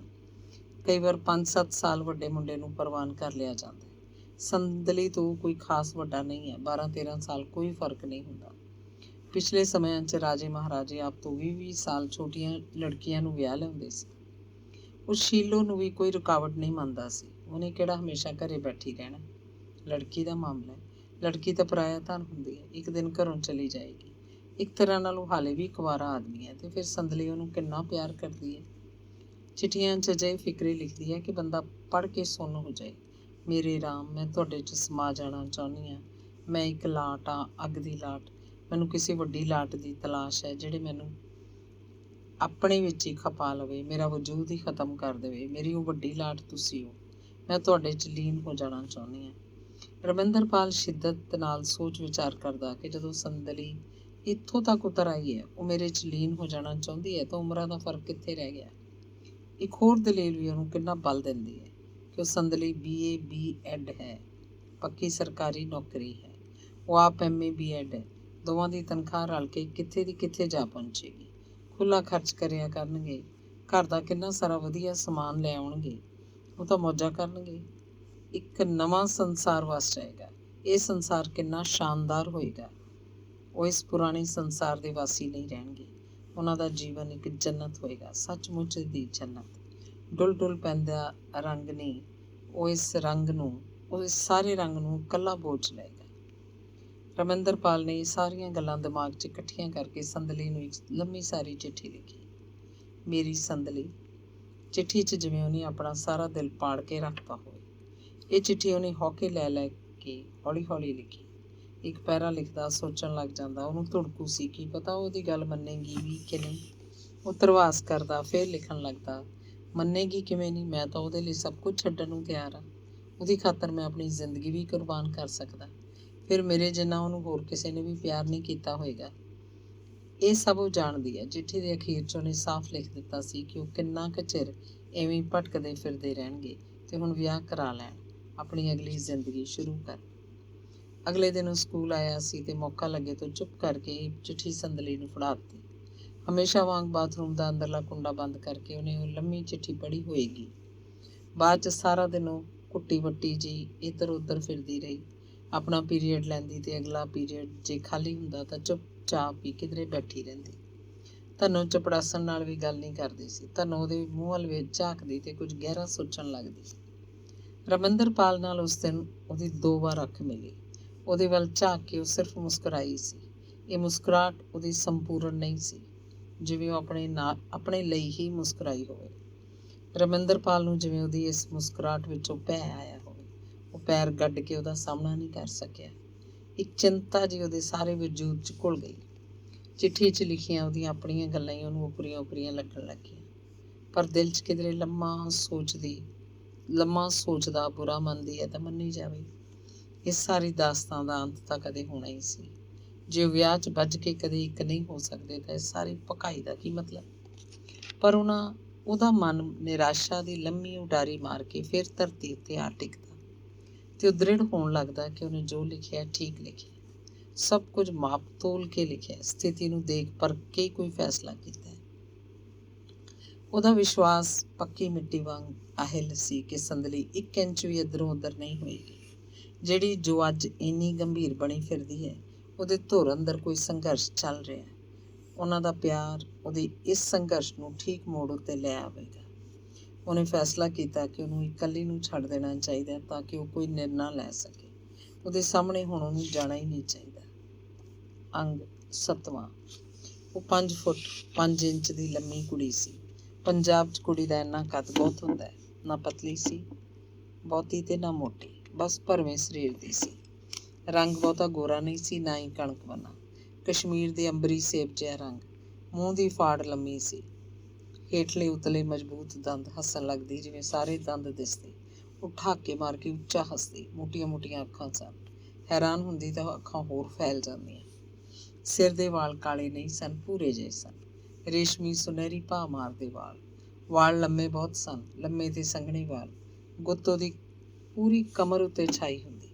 ਕਦੇ ਕਦੇ ਘਰੋਂ ਸਿਰ ਨਹਾ ਕੇ ਆਉਂਦੀ, ਕਾਹਲ ਵਿੱਚ ਵਾਲ ਸੁੱਕੇ ਨਾ ਹੁੰਦੇ, ਉਹ ਸਕੂਲ ਆ ਕੇ ਵਾਲ ਖਿਲਾਰ ਲੈਂਦੀ। ਕਲਾਸ 'ਚ ਬੈਠੀ ਦੇ ਉਹਦੇ ਵਾਲ ਹੀ ਦਿਸਦੇ, ਆਪ ਜਿਵੇਂ ਉਹ ਕਾਲੀਆਂ ਘਟਾਵਾਂ 'ਚ ਘਿਰੀ ਬੈਠੀ ਹੋਵੇ। ਕਲਾਸ ਨੂੰ ਪੜ੍ਹਾ ਰਹੀ ਜਿਵੇਂ ਉਹ ਆਪ ਨਾ ਬੋਲ ਰਹੀ ਹੋਵੇ, ਉਹਦੇ ਵਾਲਾਂ ਦਾ ਝੁੰਡ ਬੋਲ ਰਿਹਾ ਹੋਵੇ। ਕਲਾਸ ਦੀਆਂ ਕੁੜੀਆਂ ਉਹਦੇ ਵਾਲਾਂ ਵੱਲ ਬਿੰਦੇ ਬਿੰਦੇ ਝਾਕਦੀਆਂ, ਉਹਦੀਆਂ ਉਂਗਲਾਂ ਦੀ ਕੰਘੀ ਵਾਲਾਂ ਵਿੱਚ ਫਿਰਦੀ ਰਹਿੰਦੀ। ਉਹਦਾ ਭਰਵਾਂ ਮੁੱਖ 14ਵੀਂ ਦੇ ਚੰਦ ਵਾਂਗ ਨਿੱਖਰ ਆਉਂਦਾ। ਉਹਨੂੰ ਕਾਹਲ ਨਾਲ ਤੁਰਨ ਦੀ ਆਦਤ ਨਹੀਂ ਸੀ, ਹੌਲੀ ਹੌਲੀ ਤੁਰਦੀ, ਮਸਤ ਚਾਲ, ਗੱਲ ਵੀ ਠਰਮੇ ਨਾਲ ਕਰਦੀ। ਗੱਲ ਕਰਦੀ ਠਾਕੇ ਮਾਰ ਕੇ ਹੱਸਦੀ ਤਾਂ ਲੱਗਦਾ ਜਿਵੇਂ ਹੋਰ ਕੋਈ ਹੱਸਿਆ ਹੋਵੇ, ਹੱਸਦੀ ਤਾਂ ਲੱਗਦਾ ਜਿਵੇਂ ਉਹਦਾ ਸਾਰਾ ਵਜੂਦ ਹੱਸ ਰਿਹਾ ਹੋਵੇ, ਉਹਦੇ ਸਾਰੇ ਅੰਗ ਪੈਰ ਹਿੱਲ ਰਹੇ ਹੋਣ। ਉਹਨੂੰ ਗਹਿਣੇ ਪਾਉਣ ਦਾ ਬਹੁਤਾ ਸ਼ੌਕ ਨਹੀਂ ਸੀ। ਨੱਕ ਤਿੱਖਾ ਸੀ ਪਰ ਵਿੰਨਿਆ ਹੋਇਆ ਨਹੀਂ ਸੀ। ਕੰਨਾਂ 'ਚ ਨਿੱਕੀਆਂ ਨਿੱਕੀਆਂ ਸੋਨੇ ਦੀਆਂ ਮੁਰਕੀਆਂ ਪਾ ਕੇ ਰੱਖਦੀ। ਹੱਥਾਂ 'ਚ ਨਾ ਕੋਈ ਚੂੜੀ, ਨਾ ਉਂਗਲ 'ਚ ਕੋਈ ਛਾਪ। ਉਹ ਸਾਦੀ ਜਿਹੀ ਬਣ ਕੇ ਰਹਿੰਦੀ, ਪਰ ਕਦੇ ਕਦੇ ਕਮਾਲ ਹੋ ਜਾਂਦੀ। ਉਹ ਮਹਿੰਗਾ ਸੂਟ ਪਹਿਨ ਕੇ ਆਉਂਦੀ। ਉਸ ਦਿਨ ਪੈਰਾਂ ਵਿੱਚ ਚਾਂਦੀ ਦੀਆਂ ਝਾਂਜਰਾਂ ਹੁੰਦੀਆਂ, ਦੋਵੇਂ ਬਾਹਾਂ 'ਚ ਲਾਲ ਰੰਗ ਦੀਆਂ ਪਲਾਸਟਿਕ ਦੀਆਂ ਚੂੜੀਆਂ ਤੇ ਖੱਬੇ ਹੱਥ ਦੀ ਚੀਚੀ 'ਚ ਲਾਲ ਨਗ ਵਾਲੀ ਸੋਨੇ ਦੀ ਛੋਟੀ ਮੁੰਦਰੀ ਹੁੰਦੀ। ਕੰਨਾਂ 'ਚ ਟੌਪਸ ਹੁੰਦੇ, ਫੁੱਲਾਂ ਵਾਂਗ ਲਟਕਦੇ ਜਾਂ ਚਾਂਦੀਆਂ ਦੀਆਂ ਵੱਡੀਆਂ ਵੱਡੀਆਂ ਵਾਲੀਆਂ। ਉਸ ਦਿਨ ਲੱਗਦਾ ਜਿਵੇਂ ਉਹ ਨਵਾਂ ਨਵਾਂ ਵਿਆਹ ਕਰਵਾ ਕੇ ਆਈ ਹੋਵੇ। ਜਿਸ ਦਿਨ ਉਹ ਇੰਜ ਬਣ ਸੰਵਰ ਕੇ ਆਉਂਦੀ, ਰਮਿੰਦਰਪਾਲ ਨਾਲ ਬਹੁਤੀ ਗੱਲ ਨਹੀਂ ਕਰਦੀ ਸੀ, ਸਗੋਂ ਉਹ ਤੋਂ ਸ਼ਰਮਾਉਂਦੀ ਰਹਿੰਦੀ। ਉਹ ਤੋਂ ਇਹ ਕਦੇ ਨਹੀਂ ਕੋਈ ਪੁੱਛਦਾ ਸੀ ਕਿ ਉਹ ਅੱਜ ਇੰਨਾ ਕਿਉਂ ਹਾਰ ਸ਼ਿੰਗਾਰ ਜਿਹਾ ਕਰਕੇ ਆਈ ਹੈ। ਮਲਕੀਤ ਕੌਰ ਉਹਦੇ ਕੋਲ ਬੈਠੀ ਉਹਦੇ ਨਾਲ ਕੋਈ ਗੱਲ ਕਥ ਤਾਂ ਕਰਦੀ, ਪਰ ਉਹਦੇ ਵੱਲ ਝਾਕਦੀ ਨਹੀਂ ਸੀ। ਚੋਰੀਆਂ ਜ਼ਰੂਰ ਉਹਨੂੰ ਨਿਹਾਰਦੀ ਹੋਏਗੀ। ਧਨੋਂ ਚਪੜਾਸਣ ਉਹਨੂੰ ਸਿਰ ਤੋਂ ਪੈਰਾਂ ਤੱਕ ਦੇਖਦੀ ਤੇ ਅੱਖਾਂ ਵਿੱਚ ਹੀ ਅਸ਼ ਕਰਦੀ। ਸੰਦਲੀ ਆਪ ਵੀ ਕਿਸੇ ਨੂੰ ਕੁਝ ਨਹੀਂ ਦੱਸਦੀ। ਅੱਜ ਉਹਨੂੰ ਕਾਹਦੀ ਖੁਸ਼ੀ ਹੈ, ਕਾਹਦਾ ਚਾਅ ਹੈ। ਕਲਾਸਾਂ 'ਚ ਜਾਂਦੀ ਤਾਂ ਪੜ੍ਹਾਉਂਦੀ ਨਹੀਂ ਸੀ, ਬਸ ਕੁਰਸੀ ਮੱਲ ਕੇ ਬੈਠੀ ਰਹਿੰਦੀ। ਕਮਾਲ ਸੀ। ਉਸ ਦਿਨ ਮੁੰਡੇ ਕੁੜੀਆਂ ਕੋਈ ਸ਼ੋਰ ਨਾ ਕਰਦੇ, ਬਸ ਚੁੱਪਚਾਪ ਚੋਰੀ ਚੋਰੀ ਭੈਣ ਜੀ ਦੇ ਮੂੰਹ ਵੱਲ ਝਾਕਦੇ। ਰਮਿੰਦਰਪਾਲ ਲੇਪਣ ਜੇ ਲਾਉਂਦਾ ਫਿਰਦਾ, ਸੰਦਲੀ ਤੋਂ ਪੁੱਛਦਾ ਕੁਝ ਨਹੀਂ ਸੀ। ਉਸ ਦਿਨ ਉਹਨੂੰ ਲੱਗਦਾ ਜਿਵੇਂ ਉਹ ਉਹਦੇ ਹਾਣ ਦਾ ਨਹੀਂ ਰਹਿ ਗਿਆ, ਜਿਵੇਂ ਸੰਦਲੀ ਉਹ ਤੋਂ ਕੁਝ ਛੁਪਾ ਰਹੀ ਹੋਵੇ। ਉਸ ਦਿਨ ਉਹਨੂੰ ਇੰਝ ਵੀ ਲੱਗਦਾ ਜਿਵੇਂ ਉਹ ਉਹਦੀ ਚੀਜ਼ ਨਹੀਂ ਹੈ।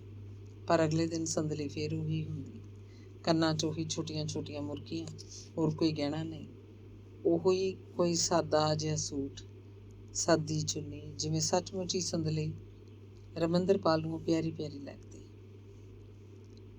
ਉਹ ਸਭ ਨਾਲ ਹੱਸ ਗੱਲਾਂ ਕਰਦੀ, ਕਲਾਸਾਂ 'ਚ ਪੂਰਾ ਪੜ੍ਹਾਉਂਦੀ, ਧਨੋਂ ਨਾਲ ਗੱਲ ਕਰਦੀ ਜਿਵੇਂ ਕੋਈ ਭੇਦ ਛੁਪਾ ਰਹੀ ਹੋਵੇ। ਰਮਿੰਦਰਪਾਲ ਕੋਲ ਖਾਸਾ ਚਿਰ ਖੜੀ ਰਹਿੰਦੀ, ਇੱਧਰ ਉੱਧਰ ਦੀਆਂ ਗੱਲਾਂ ਕਰਦੇ ਹੋ, ਪਰ ਰਮਿੰਦਰਪਾਲ ਨੂੰ ਉਹਦੇ ਕੋਲੋਂ ਭੇਦ ਨਾ ਆਉਂਦਾ ਕਿ ਉਹਦਾ ਕੱਲ੍ਹ ਨਾਲੋਂ ਅੱਜ ਇੰਨਾ ਫਰਕ ਕਿਉਂ ਹੈ।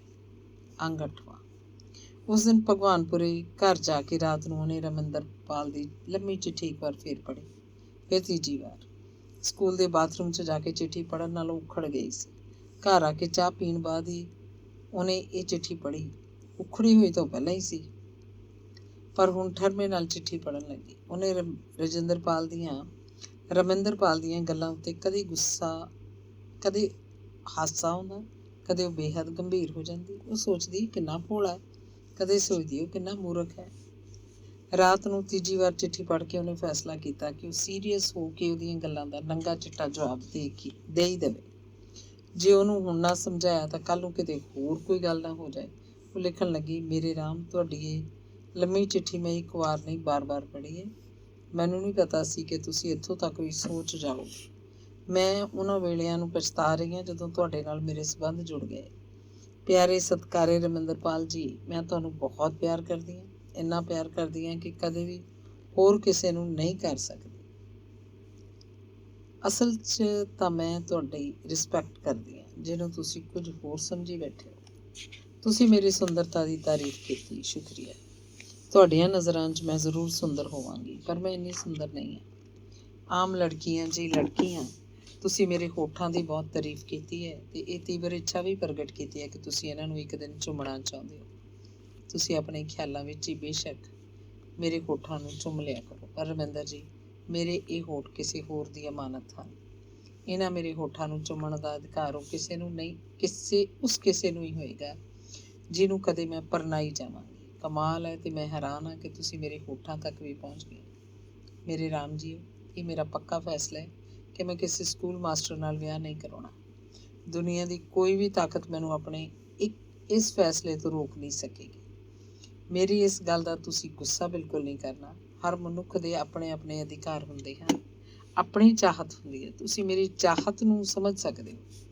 ਬੇਸ਼ੱਕ ਮੈਂ ਆਪ ਇੱਕ ਸਕੂਲ ਅਧਿਆਪਕ ਹਾਂ, ਪਰ ਮੈਂ ਇਹ ਨਹੀਂ ਚਾਹੁੰਦੀ ਕਿ ਮੇਰਾ ਹਸਬੈਂਡ ਵੀ ਕੋਈ ਸਕੂਲ ਅਧਿਆਪਕ ਹੋਵੇ। ਇਹ ਗੱਲ ਮੈਂ ਆਪਣੇ ਪਾਪਾ ਨੂੰ ਵੀ ਆਖੀ ਹੋਈ ਹੈ। ਇਹ ਵੱਖਰੀ ਗੱਲ ਹੈ ਕਿ ਚਾਹੇ ਉਹ ਮੇਰੇ ਇਸ ਫੈਸਲੇ ਨਾਲ ਸਹਿਮਤ ਨਹੀਂ ਹਨ। ਕਿਉਂ ਮਾਸਟਰ ਜੀ, ਮੇਰੇ ਵਿੱਚ ਕੀ ਨੁਕਸ ਹੈ ਕਿ ਮੈਂ ਇੱਕ ਦੁਹਾਜੂ ਨਾਲ ਵਿਆਹ ਕਰਾਵਾ ਲਾਂ, ਉਹ ਜਿਹੜਾ ਇੱਕ ਕੁੜੀ ਦਾ ਬਾਪ ਹੋਵੇ ਅਤੇ ਮੇਰੇ ਤੋਂ 13 ਸਾਲ ਵੱਡਾ ਹੋਵੇ। ਮੇਰੇ ਰਾਮ, ਮੈਂ ਤਾਂ ਤੁਹਾਨੂੰ ਦੁਖੀ ਜਿਹਾ ਦੇਖ ਕੇ ਤੁਹਾਡੇ ਨਾਲ ਹਮਦਰਦੀ ਵਜੋਂ ਗੱਲਾਂ ਕਰਦੀ ਹੁੰਦੀ ਸੀ। ਮੈਨੂੰ ਕੀ ਪਤਾ ਸੀ ਮੇਰੇ ਹਮਦਰਦੀ ਦੇ ਬੋਲ ਇੱਕ ਦਿਨ ਇਹ ਸ਼ਕਲ ਅਖਤਿਆਰ ਕਰ ਲੈਣਗੇ। ਤੁਸੀਂ ਮੈਨੂੰ ਗਲਤ ਸਮਝਣਾ, ਨਾ ਸਮਝਣਾ ਅਤੇ ਨਾ ਹੀ ਕੋਈ ਗੁੱਸਾ ਕਰਨਾ। ਆਪਣੇ ਸਬੰਧ ਪਹਿਲਾਂ ਵਾਂਗ ਹੀ ਬਣੇ ਰਹਿਣੇ ਚਾਹੀਦੇ ਹਨ। ਮੈਂ ਤੁਹਾਨੂੰ ਹਮੇਸ਼ਾ ਲਈ ਇਸੇ ਤਰ੍ਹਾਂ ਮਰਦੇ ਦਮ ਤੱਕ ਪਿਆਰ ਕਰਦੀ ਰਹਾਂਗੀ। ਤੁਸੀਂ ਮੇਰੀ ਇਸ ਚਿੱਠੀ ਨੂੰ ਸਹੀ ਅਰਥਾਂ ਵਿੱਚ ਲੈਣਾ ਹੈ, ਗਲਤ ਨਹੀਂ ਸੋਚਣਾ। ਤੁਸੀਂ ਮੈਥੋਂ ਵੱਡੇ ਹੋ, ਸਮਝਦਾਰ ਹੋ। ਕਿੱਥੇ ਤਾਂ ਤੁਸੀਂ ਮੈਨੂੰ ਸਮਝਾਉਣਾ ਸੀ, ਕਿੱਥੇ ਹੁਣ ਮੈਂ ਤੁਹਾਨੂੰ ਸਮਝਾ ਰਹੀ ਹਾਂ। ਤੁਹਾਡੀ ਅੱਧੀ ਉਮਰ ਨਿਕਲ ਗਈ, ਬਾਕੀ ਪਤਾ ਨਹੀਂ ਕਿੰਨੀ ਰਹਿੰਦੀ ਹੈ। ਤੁਸੀਂ ਆਰਾਮ ਨਾਲ ਸ਼ੀਲੋ ਨੂੰ ਪੜ੍ਹਾਓ ਲਿਖਾਓ, ਫਿਰ ਉਹਦਾ ਵਿਆਹ ਹੋ ਜਾਏਗਾ। ਧੀ ਜਵਾਈ ਨੂੰ ਆਪਣੇ ਘਰ ਹੀ ਰੱਖ ਲੈਣਾ, ਬਈ ਸ਼ਾਨ ਨਾਲ ਤੁਹਾਡੀ ਜ਼ਿੰਦਗੀ ਬਸਰ ਹੋਣ ਲੱਗੇਗੀ। ਹੋਰ ਵਿਆਹ ਕਰਾਉਣ ਦਾ ਖਿਆਲ ਦਿਲ 'ਚੋਂ ਨਿਕਾਲ ਹੀ ਦਿਓ। ਤੁਸੀਂ ਹੁਣ ਨਾਲੋਂ ਵੀ ਵੱਧ ਦੁਖੀ ਹੋ ਜਾਓਗੇ ਅਤੇ ਨਾਲੇ ਸ਼ੀਲੋ ਦੀ ਜ਼ਿੰਦਗੀ ਵੀ ਖਰਾਬ ਹੋ ਜਾਏਗੀ। ਉਸ ਵਿਚਾਰੀ ਨੇ ਕੀ ਦੇਖਿਆ ਹਾਲੇ? ਉਹਦੀ ਜਾਨ ਕੰਡਿਆਂ 'ਚ ਨਾ ਫਸਾ ਦੇਣਾ। ਉਹਦੇ ਭਵਿੱਖ ਵੱਲ ਦੇਖੋ, ਉਹਦੇ ਭਵਿੱਖ ਵਿੱਚ ਹੀ ਤੁਹਾਡਾ ਭਵਿੱਖ ਹੈ। ਸਾਰੀਆਂ ਗੱਲਾਂ ਮਨ ਵਿੱਚੋਂ ਕੱਢ ਕੇ ਸਗੋਂ ਤੁਸੀਂ ਮੇਰੀ ਮਦਦ ਕਰੋ। ਮੇਰੇ ਲਈ ਕੋਈ ਚੰਗਾ ਮੁੰਡਾ ਲੱਭ ਕੇ ਦਿਓ। ਮੈਨੂੰ ਆਪਣੀ ਦੂਜੀ ਸ਼ੀਲੋ ਸਮਝੋ। ਮੈਂ ਤੁਹਾਡੇ ਕੋਲ ਇਹੀ ਆਸ ਰੱਖਦੀ ਹਾਂ। ਤੁਹਾਡੀ ਬਹੁਤ ਆਪਣੀ ਸੰਦਲੀ। ਅੰਗ 9। ਸੰਦਲੀ ਨੇ ਆਪਣੀ ਇਹ ਚਿੱਠੀ ਉਹਨੂੰ ਦੂਜੇ ਜਾਂ ਤੀਜੇ ਪੀਰੀਅਡ 'ਚ ਫੜਾਈ। ਸਕੂਲ ਤੋਂ ਪਿੰਡ ਦੇ ਦੂਜੇ ਪਾਸੇ ਮੱਕੀਆਂ ਕਪਾਹਾਂ ਦੇ ਖੇਤ ਸਨ। ਮੱਕੀ ਖਾਸੀ ਗੋਡੇ ਗੋਡੇ ਹੋ ਚੁੱਕੀ ਸੀ। ਖਾਲੀ ਪੀਰੀਅਡ 'ਚ ਜੰਗਲ ਪਾਣੀ ਦੇ ਬਹਾਨੇ ਉਹ ਖੇਤਾਂ 'ਚ ਗਿਆ ਸੀ। ਇੱਕ ਡੂੰਘੇ ਖਾਲ ਦੀ ਵੱਟ 'ਤੇ ਬੈਠ ਕੇ ਸੰਦਲੀ ਦੀ ਚਿੱਠੀ ਪੜ੍ਹੀ। ਇੱਕ ਵਾਰ ਤਾਂ ਫਟਾਫਟ ਪੜ੍ਹੀ, ਜਿਵੇਂ ਸਾਰੇ ਸਫ਼ਿਆਂ ਵਿੱਚ ਦੀ ਦੌੜ ਕੇ ਲੰਘ ਜਾਣਾ ਹੋਵੇ। ਦੂਜੀ ਵਾਰ ਇੱਕ ਸ਼ਬਦ ਕਰਕੇ ਹੌਲੀ ਹੌਲੀ ਪੜ੍ਹੀ। ਇੱਕ ਪੈਰਾ ਪੜ੍ਹਦਾ, ਡੂੰਘਾ ਸੋਚਣ ਲੱਗਦਾ। ਸਾਰੀ ਚਿੱਠੀ ਖਤਮ ਕਰਕੇ ਉਹਨੇ ਉਵੇਂ ਜਿਵੇਂ ਉਹਦੀਆਂ 4 ਤਹਿਆਂ ਕੀਤੀਆਂ ਤੇ ਉਹਨੂੰ ਆਪਣੀ ਪੈਂਟ ਦੀ ਪਿਛਲੀ ਜੇਬ 'ਚ ਪਾ ਲਿਆ। ਜੇਬ 'ਚ ਪਈ ਚਿੱਠੀ ਉਹਨੂੰ ਕੰਡਿਆਂ ਵਾਂਗ ਚੁੱਭ ਰਹੀ ਸੀ। ਉਹਨੂੰ ਖਾਲ ਦੀ ਵੱਟ ਤੋਂ ਉੱਠਣਾ ਔਖਾ ਹੋ ਗਿਆ। ਅੱਖਾਂ 'ਚ ਪਾਣੀ ਆ ਗਿਆ। ਉਹਦਾ ਸਾਰਾ ਵਜੂਦ ਰੋ ਰਿਹਾ ਸੀ, ਥਰ ਥਰ ਕੰਬ ਰਿਹਾ ਸੀ। ਖੇਤ ਦਾ ਮਾਲਕ ਖਾਲੋ ਖਾਲ ਆਉਂਦਾ ਉਹਦੇ ਗੋਡਿਆਂ ਦੇ ਬਹੁਤ ਨੇੜਿਓਂ ਲੰਘ ਗਿਆ ਸੀ। ਪਤਾ ਨਹੀਂ ਉਹ ਕੌਣ ਸੀ। ਮਾਸਟਰ ਨੂੰ ਇੰਝ ਬੈਠਾ ਦੇਖ ਕੇ ਪਤਾ ਨਹੀਂ ਕੀ ਸੋਚਦਾ ਹੋਏਗਾ। ਪਿੰਡ 'ਚ ਜਾ ਕੇ ਉਹਦੇ ਬਾਰੇ ਪਤਾ ਨਹੀਂ ਕੀ ਗੱਲ ਕੀਤੀ ਹੋਏਗੀ। ਰਮਿੰਦਰਪਾਲ ਨੂੰ ਇਹਨਾਂ ਗੱਲਾਂ ਦੀ ਸ਼ਾਇਦ ਪਰਵਾਹ ਹੀ ਕੋਈ ਨਹੀਂ ਸੀ। ਉਹਨੇ ਆਪਣੀ ਘੜੀ ਦੇਖੀ। ਅੱਧੀ ਛੁੱਟੀ ਦਾ ਸਮਾਂ ਹੋ ਚੁੱਕਿਆ ਸੀ। ਅਗਲੇ ਬਿੰਦੀ ਉਹਦੇ ਕੰਨੀ ਘੰਟੀ ਦੀ ਆਵਾਜ਼ ਪੈਣ ਲੱਗੀ। ਪੁਲਿਸ ਦੀ ਕੁੱਟ ਖਾ ਕੇ ਨਿਢਾਲ ਹੋਏ ਬੰਦੇ ਵਾਂਗੂ ਹਿੰਮਤ ਕਰਕੇ ਖਾਲ ਦੀ ਵੱਟ ਉੱਤੋਂ ਉੱਠਿਆ। ਹੌਲੀ ਹੌਲੀ ਨੀਵੀਂ ਪਾ ਕੇ ਤੁਰਦਾ ਸਕੂਲ ਦੇ ਮੈਦਾਨ 'ਚ ਪਹੁੰਚ ਗਿਆ। ਮੁੰਡੇ ਕੁੜੀਆਂ ਧੁੱਪ 'ਚ ਹੀ ਆਪਣੀਆਂ ਖੇਡਾਂ ਖੇਡ ਰਹੇ ਸਨ ਤੇ ਸ਼ੋਰ ਮਚਾ ਰਹੇ ਸਨ। ਉੱਥੇ ਹੀ ਕਿਧਰੇ ਖਾਲੀ ਕੁਰਸੀ ਦੇਖ ਕੇ ਬੈਠ ਗਿਆ। ਥੋੜ੍ਹੇ ਛਿਨਾਂ ਬਾਅਦ ਉਹਨੂੰ ਇੱਕ ਮੁੰਡਾ ਸੱਦਣ ਆ ਗਿਆ। ਮਾਸਟਰ ਜੀ, ਤੁਹਾਨੂੰ ਉੱਧਰ ਬੁਲਾਇਆ ਕਮਰੇ 'ਚ। ਕਮਰੇ 'ਚ ਉਹਦੇ ਸਾਥੀ ਅਧਿਆਪਕ ਟਿਫਨ ਖੋਲ੍ਹ ਕੇ ਰੋਟੀਆਂ ਖਾ ਰਹੇ ਸਨ। ਰਮਿੰਦਰਪਾਲ ਨੂੰ ਰੋਟੀ ਖਾਣੀ ਯਾਦ ਹੀ ਨਹੀਂ ਸੀ। ਇੰਨੇ ਨੂੰ ਇੱਕ ਮੁੰਡਾ ਸਾਈਕਲ ਦੇ ਝੋਲੇ 'ਚੋਂ ਉਹਦਾ ਡੱਬਾ ਕੱਢ ਕੇ ਫੜਾ ਗਿਆ। ਰੋਟੀ ਖਾਣ ਨੂੰ ਉਹਦਾ ਭੋਰਾ ਵੀ ਮਨ ਨਹੀਂ ਸੀ, ਫਿਰ ਵੀ ਦੂਜਿਆਂ 'ਚ ਡੱਬਾ ਖੋਲ੍ਹ ਕੇ ਉਹ ਵੀ ਬੈਠ ਗਿਆ। ਕਮਰੇ 'ਚ ਚਾਹ ਦਾ ਤੁਕ ਉਬਲ ਰਿਹਾ ਸੀ। ਚਾਹ ਪੱਤੀ ਦੀ ਮਹਿਕ ਕਮਰੇ ਦੀ ਹਵਾ 'ਚ ਘੁਲੀ ਹੋਈ ਸੀ। ਰੋਟੀ ਮੁਕਾ ਕੇ ਉਹ ਸਾਰੇ ਉੱਚਾ ਉੱਚਾ ਬੋਲ ਰਹੇ ਸਨ। ਰਮਿੰਦਰਪਾਲ ਨੇ ਇੱਕ ਹੀ ਰੋਟੀ ਖਾਧੀ ਤੇ ਡੱਬਾ ਬੰਦ ਕਰਕੇ ਝੋਲੇ 'ਚ ਪਾ ਲਿਆ। ਉਹ ਚੁੱਪ ਸੀ। ਚਾਹ ਦਾ ਗਲਾਸ ਮੂਹਰੇ ਪਿਆ ਦੇਖ ਕੇ ਚੁੱਪਚਾਪ ਵੀ ਚਾਹ ਪੀਣ ਲੱਗਿਆ। ਦੂਜੇ ਮਾਸਟਰ ਉਹਦੇ ਚਿਹਰੇ ਵੱਲ ਬੇਮਲੂਮਾ ਜਿਹਾ ਝਾਕਦੇ, ਉਹਦੇ ਬਾਰੇ ਕੁਝ ਨਾ ਸੋਚਦੇ ਤੇ ਫਿਰ ਆਪਣੀਆਂ ਕੋਈ ਗੱਲਾਂ ਕਰਨ ਲੱਗ ਪੈਂਦੇ। ਚਿੱਠੀ ਫੜਾ ਕੇ ਸੰਦਲੀ ਜਿਵੇਂ ਸੁੰਗੜ ਗਈ ਹੋਵੇ, ਜਿਵੇਂ ਉਹਦੇ ਸਰੀਰ ਦੀ ਸੱਤਿਆ ਨਿਕਲ ਗਈ ਹੋਵੇ। ਉਹ ਚੁੱਪ ਹੀ ਹੋ ਗਈ। ਉਹ ਚੁੱਪਚਾਪ ਹੀ ਕਲਾਸ 'ਚ ਜਾਂਦੀ, ਮਾੜਾ ਮੋਟਾ ਪੜ੍ਹਾਉਂਦੀ, ਫਿਰ ਮੱਥੇ 'ਤੇ ਹੱਥ ਰੱਖ ਕੇ ਬੈਠ ਜਾਂਦੀ। ਕਲਾਸ ਹੌਲੀ ਹੌਲੀ ਨਿੱਕੀਆਂ ਨਿੱਕੀਆਂ ਗੱਲਾਂ ਕਰਦੀ ਤੇ ਦੋ ਚਾਰ ਕੋਈ ਵਿਦਿਆਰਥੀ ਇੱਧਰ ਉੱਧਰ ਕਿਸੇ ਖੂੰਜੇ ਬਹਿ ਕੇ ਆਪਣਾ ਹੋਮਵਰਕ ਕਰਨ ਲੱਗਦੇ। ਸੰਦਲੀ ਦੇ ਧੁਰ ਅੰਦਰ ਕਿਧਰੇ ਇੱਕ ਬਲਹੀਣ ਜਿਹਾ ਸੰਘਰਸ਼ ਚੱਲ ਰਿਹਾ ਸੀ। ਕਦੇ ਉਹ ਸੋਚਦੀ, ਉਹਦੀਆਂ ਸਾਫ਼ ਸਿੱਧੀਆਂ ਗੱਲਾਂ ਪੜ੍ਹ ਕੇ ਰਮਿੰਦਰਪਾਲ ਪਤਾ ਨਹੀਂ ਕਿੰਨਾ ਦੁਖੀ ਹੋ ਰਿਹਾ ਹੋਏਗਾ। ਉਹਦੇ ਬਾਰੇ ਉਹ ਕਿੰਨਾ ਬੁਰਾ ਸੋਚ ਰਿਹਾ ਹੋਏਗਾ। ਬਹੁਤੀ ਵਾਰ ਉਹਦੇ ਮਨ 'ਚ ਇਹੀ ਗੱਲ ਆਉਂਦੀ ਕਿ ਉਹਨੇ ਇਹ ਸਭ ਕੁਝ ਇੱਕ ਵਾਰ ਹੀ ਉਹਨੂੰ ਕਹਿਤਾ, ਚੰਗਾ ਹੀ ਕੀਤਾ, ਅੱਗੇ ਜਾ ਕੇ ਉਹ ਗੱਲਾਂ ਹੋਰ ਵਿਗੜ ਜਾਣੀਆਂ ਸੀ। ਸਾਫ਼ ਜਵਾਬ ਲਿਖ ਕੇ ਉਹਨੇ ਆਪਣਾ ਬਚਾਵਾ ਹੀ ਕੀਤਾ। ਜੇ ਉਹ ਬੁਰਾ ਮੰਨਦਾ ਹੈ ਤਾਂ ਮੰਨੀ ਜਾਏ, ਮੈਂ ਹੁਣ ਕੀ ਕਰ ਸਕਦੀ ਹਾਂ। ਉਹਦੇ ਦੁੱਖਾਂ ਦਾ ਤਾਂ ਮੈਂ ਇਲਾਜ ਨਹੀਂ ਹਾਂ। ਉਹਦੇ ਲਈ ਤਾਂ ਇੱਕੋ ਦੁੱਖ ਹੈ, ਔਰਤ। ਉਹਨੂੰ ਔਰਤ ਚਾਹੀਦੀ ਹੈ ਬਸ। ਉਹਦੇ ਲਈ ਪਿਆਰ ਵਿਆਰ ਕੁਛ ਨਹੀਂ। ਉਹਦੇ ਲਈ ਮੈਂ ਹੀ ਕਿਉਂ ਕੁਰਬਾਨੀ ਦਾ ਬੱਕਰਾ ਬਣਾ। ਠੀਕ ਗਲਤ ਅਹਿਸਾਸਾਂ ਦੇ ਚੱਕਰ 'ਚੋਂ ਸਾਰਾ ਦਿਨ ਭਵੱਤਰੀ ਜੀ ਸਕੂਲ 'ਚ ਆਪਣਾ ਸਮਾਂ ਬਿਤਾਉਂਦੀ ਰਹੀ। ਰਮਿੰਦਰਪਾਲ ਇੱਕ ਵਾਰ ਵੀ ਉਹਦੇ ਸਾਹਮਣੇ ਨਹੀਂ ਆਇਆ ਸੀ।